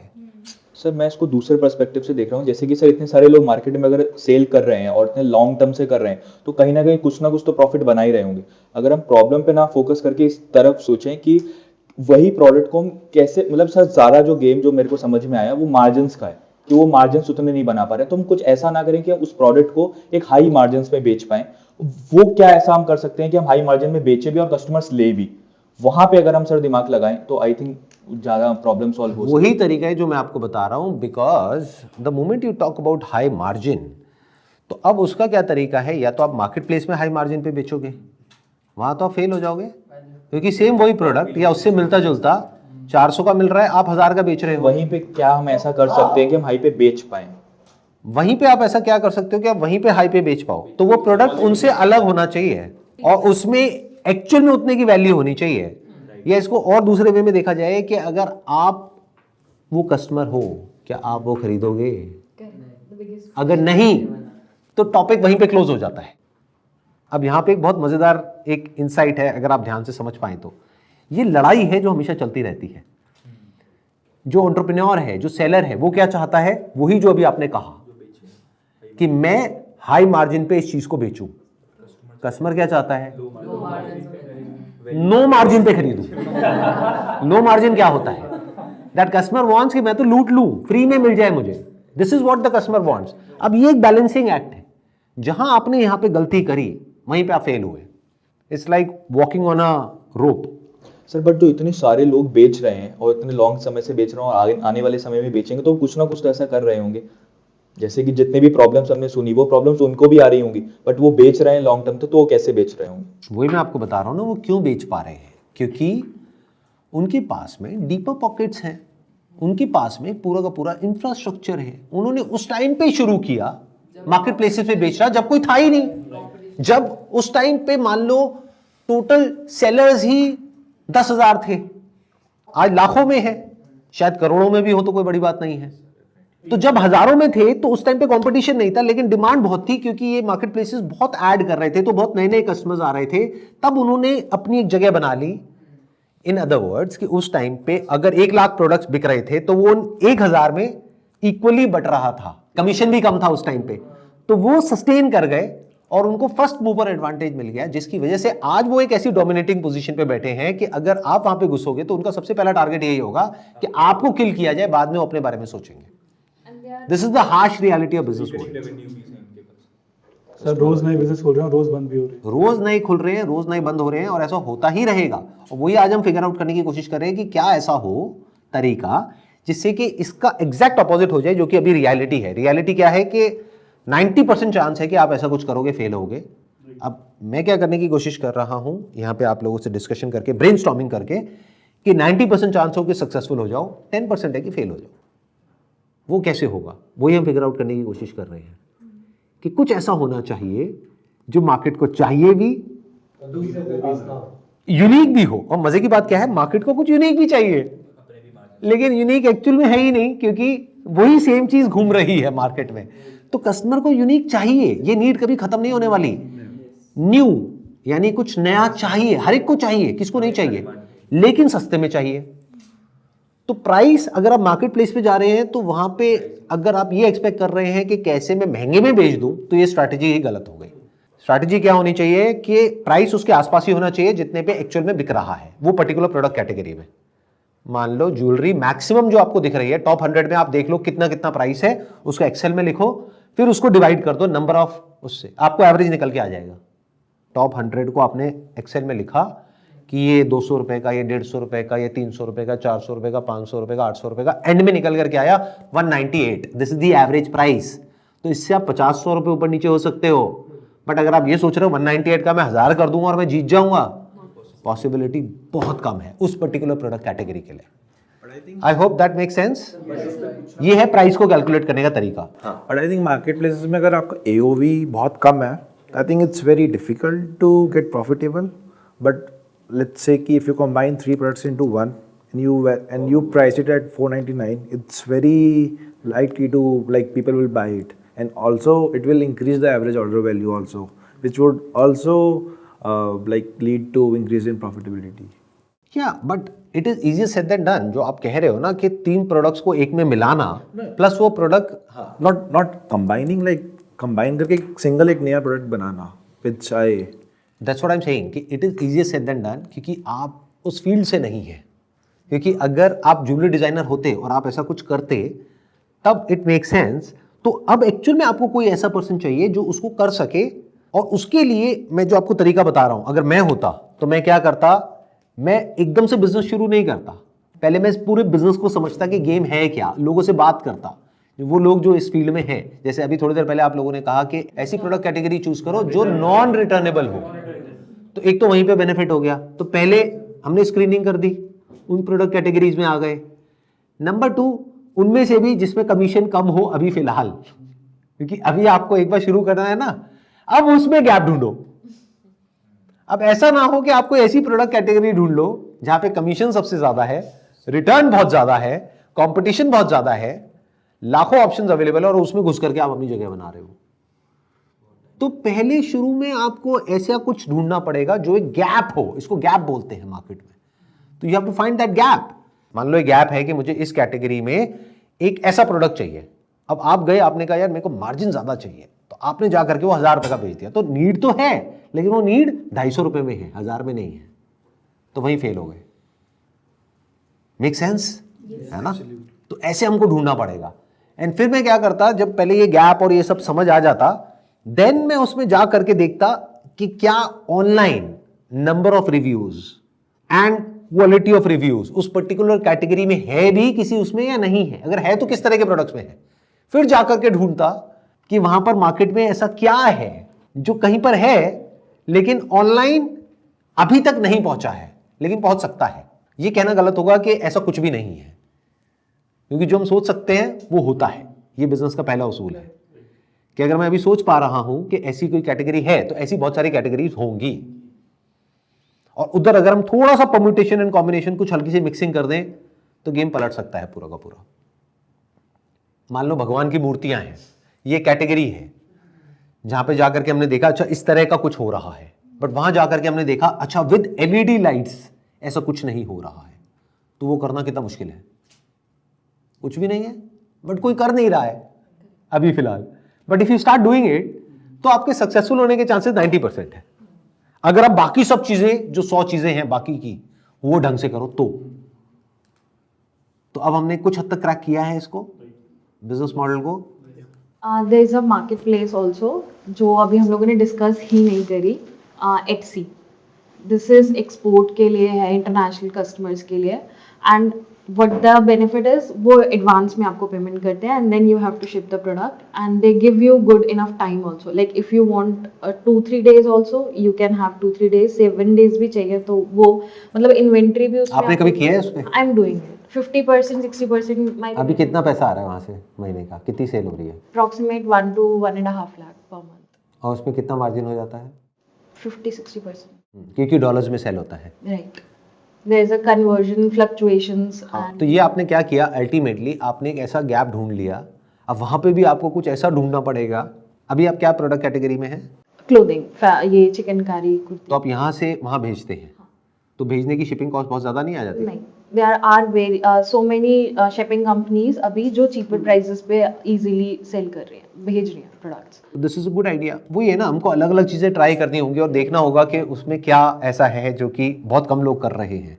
Sellers are very limited on that platform अभी. लेकिन मैंने जहां तक सुना है कि Etsy में आपको एम्पैनल होने में डिफिकल्टी आती है इनिशियली। अब नहीं, अभी उन्होंने for the time being they have restricted from Indian sellers पीछे अभी for few time only, months only, they will start it again, but previously वो बहुत ही ज्यादा इजी था, बट अभी नहीं है। अभी for the time being, but just because this reason, क्योंकि एकदम से वेंडर्स बहुत ज्यादा बढ़ गए थे एंड फेक बहुत ज्यादा, इंडिया से बहुत ज्यादा फेक ऑर्डर्स वगैरह बहुत ज्यादा बढ़ गए थे सेलर्स, तो उसको अभी उसके ऊपर वो वर्कआउट कर रहे हैं। I had a word with one of executive, तो उन्होंने मुझे ये रीजन बताया था कि this is one of a reason, तो उसकी वजह से। बट आप एम्पैनल्ड हो? हाँ, I am from past approximate 2020 से। तो इसको फर्स्ट मूवर एडवांटेज बोलते हैं, क्योंकि ये अभी एम्पैनल्ड हो गई हैं उस प्लेटफॉर्म पे जहाँ पे इंडिया में इतने कस्टमर्स नहीं हैं, लेकिन यूएस में और जो कंट्रीज हैं वहाँ पर बहुत कस्टमर्स हैं। I know about this platform, मुझे पता है इसके बारे में। ETSY करके है ये, राइट? Etsy, हाँ। तो it's very good that you are there on that platform. अब इसको मत छोड़ना। 50-60% रेवेन्यू वहीं से ही है। तो अभी आप यही सब कर रहे हैं मतलब, या अपना कुछ और भी जॉब वगैरह भी कर रहे हैं? नहीं, अब 100% अब 100% आप ऑनलाइन ही कर रहे हैं। और किस तरह का प्रोडक्ट आप सेल कर रहे हैं वहाँ पे? ये कुर्तीज, चिकन कारी कुर्तीज, ये कहाँ से आती है? लखनऊ से। आप जाते हैं लखनऊ लेकर के आते हैं, या अब तो सेटिंग बन गई होगी? अब सेटिंग हो गई। स्टार्टिंग में रिसर्च, स्टार्टिंग में गए होगे एक दो बार और फिर अब वो रिलेशन बन गया। Home town is also Lucknow, so okay, that is again a good thing, क्योंकि जहाँ के आप हो वहाँ को आप ज़्यादा अच्छे से समझते हो। अगर वहाँ के किसी प्रोडक्ट को आप ग्लोबली ले जा पाओ तो नथिंग लाइक इट। अब इन्होंने एक तरीके से एक गैप को ढूंढ लिया है, बट ऐसा तो नहीं है कि आप अकेले होगे, और भी बहुत लोग ये कर रहे होंगे। They are, but very few. अच्छा, कंपटीशन कम है। या और क्या आपको ऐड चलानी पड़ती है या वैसे ही बिना उसके हो जाता है, ऑर्गेनिकली हो जाता है? तो ऐड क्यों नहीं चलाते? सर वो Etsy पे इतना है, मतलब $1 पर डे का, अभी उन्होंने Etsy में एड्स का पहले उनका इतना नहीं था, अभी कुछ टाइम से उन्होंने भी एड का स्टार्ट करा है, तो $1 per day I am doing it only, तो वो इतना एक्सपेंसिव नहीं पड़ता और ऑर्गेनिकली ही अच्छा आ जाता है। If we'll works on regular basis, on daily basis, if we'll work on Etsy, तो इवन डिजिटल मार्केटिंग के भी कुछ पर्सन्स को मैंने कांटेक्ट करने की कोशिश करी थी सेल इंक्रीज करने के लिए।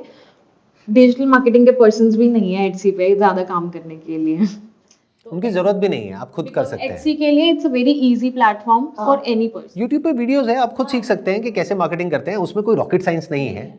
You just need to understand the basics कि कैसे करा जाता है, क्या किया जाता है। It's not very difficult. हाँ, तो Etsy is a easy platform to get in if you are into handmade products और ऐसा कुछ है आपके पास। और ये आपके पास में बहुत बड़ी अपॉर्चुनिटी है। आई एम नॉट श्योर आप खुद रियलाइज कर पा रहे हैं या नहीं कर पा रहे हैं। इस बिजनेस को स्केल करना हो तो अगर अभी आप लाख रुपए महीने का कर रहे हैं तो यहाँ से आप 10 लाख पे आराम से जा सकते हैं, अगर एडवर्टाइजिंग को समझ जाएं तो। एडवर्टाइजिंग को एक्सपेंस ना बोलें, इन्वेस्टमेंट बोलें तो। और प्लस साथ में आप और भी प्रोडक्ट कैटेगरीज ऐड कर सकते हैं क्योंकि आपका अकाउंट वेरीफाइड है। तो this is a big opportunity that you are sitting in. बट ये अपने आप में एक अलग टॉपिक है। मे बी कभी और किसी सेशन में मैं इसके बारे में बात करूंगा कि एक पर्टिकुलर लेवल के बियॉन्ड कैसे जाते हैं।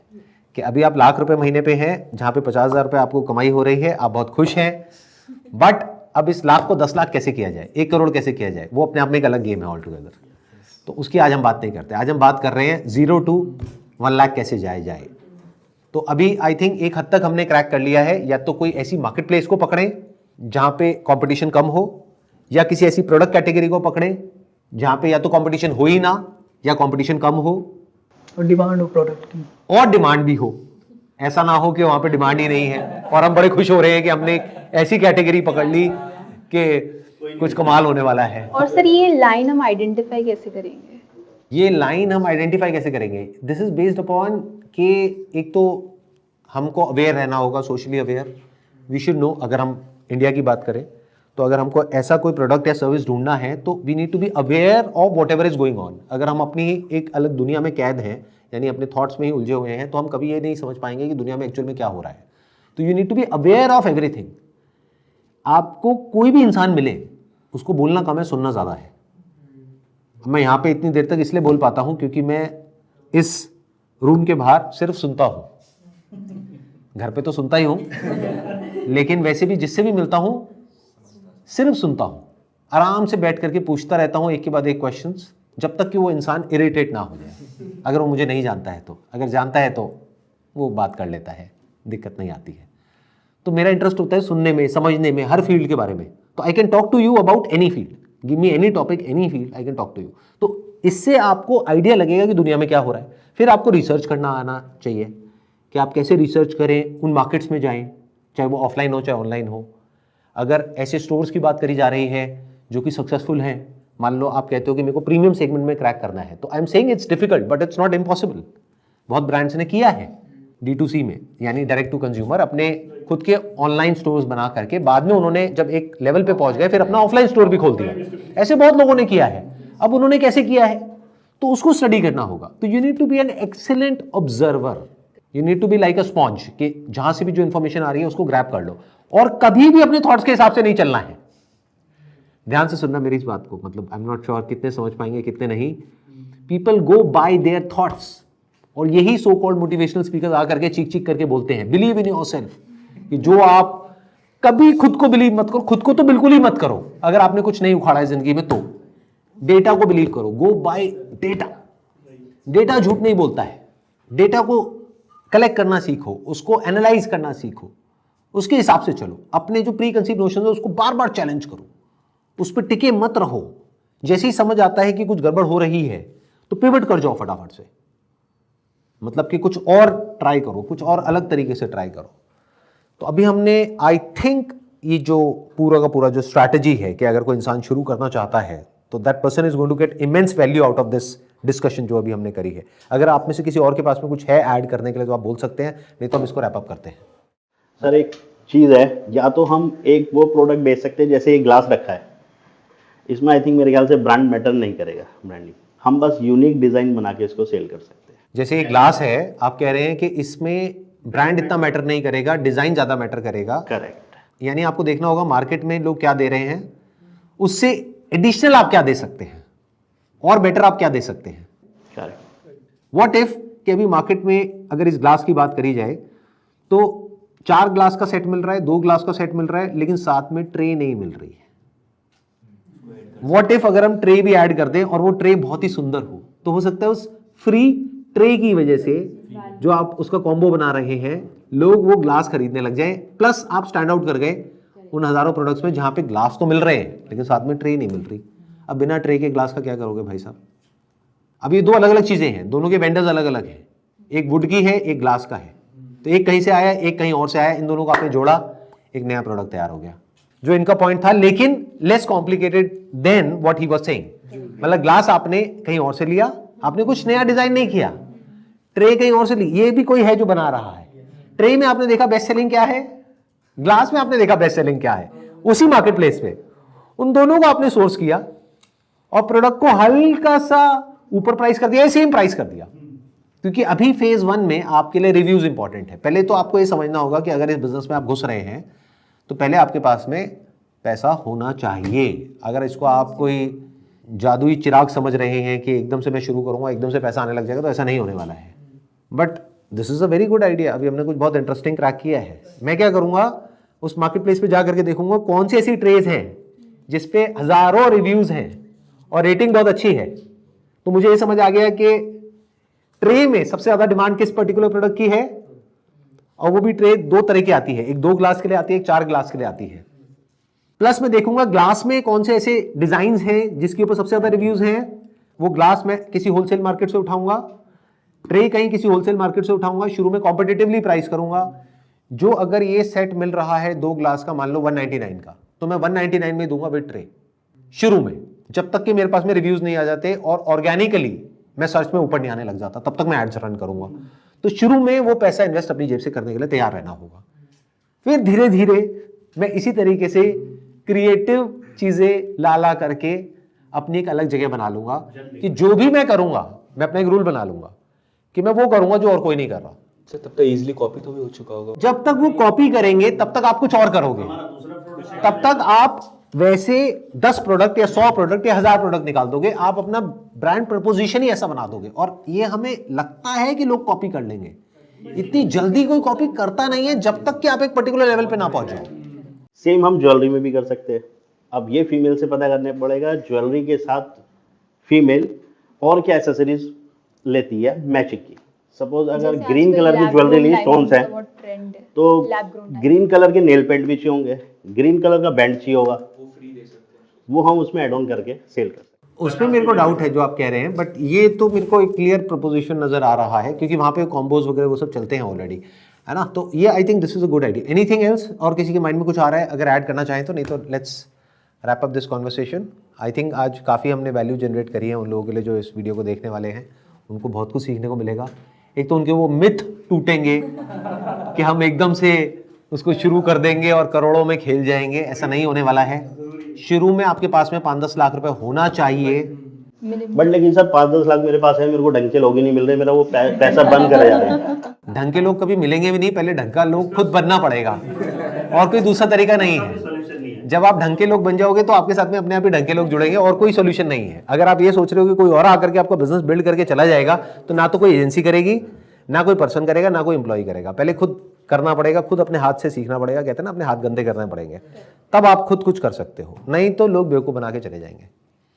क्योंकि सर जब आपको खाना बनाना आता है तभी आप रेस्टोरेंट खोल सकते हो, बिना उसके भी खोल सकते हो अगर बहुत पैसा है तो, क्योंकि फिर कोई ऐसा इंसान चाहिए जो कि उस पैसे के लिए वो उस लेवल का खाना बना सके जो आपको टेस्ट करना आता है। अब टेस्ट करना तो आना चाहिए ना, आपको खाना टेस्ट करना आता है ना बनाना आता है, तो बिजनेस पक्का फेल होगा। दोनों में से एक काम तो आना चाहिए। चलिए, wish you all the best, thank you so much for coming. आप लोगों के आने से बहुत वैल्यू ऐड हुई है वो लोग जो देख रहे हैं उनकी लाइफ में। So thank you so much for coming, it means a lot to me and I am sure it means a lot to everybody who is watching this video. Thank you so much, see you there, thank you जी। अच्छा, वो लोग जो अभी और मेरे sessions में आना चाहते हैं तो आप हमें ईमेल कर सकते हैं info@sandeepmaheshwari.com पे, जहां पे आप बताएंगे कि किस पर्टिकुलर टॉपिक के ऊपर आप इस तरह का डिस्कशन करना चाहते हैं, तो उस तरह के ही लोगों को हम बुलाएंगे। फॉर एग्जाम्पल, इफ यू से कि I have done masters in psychology, तो आप सब्जेक्ट लाइन में लिखेंगे साइकोलॉजी, और फिर उस तरह से जिन्होंने भी सब्जेक्ट लाइन में लिखा होगा उसमें से हम 8-10 लोगों को शॉर्टलिस्ट करके यहां पे बुलाएंगे और फिर वो डिस्कशन होगा उसी टॉपिक के ऊपर, और इस तरह की और वीडियोस आएंगी। आप बताना नीचे कमेंट सेक्शन में आपको कैसा लगा ये video. Wish you all the best, thank you so much.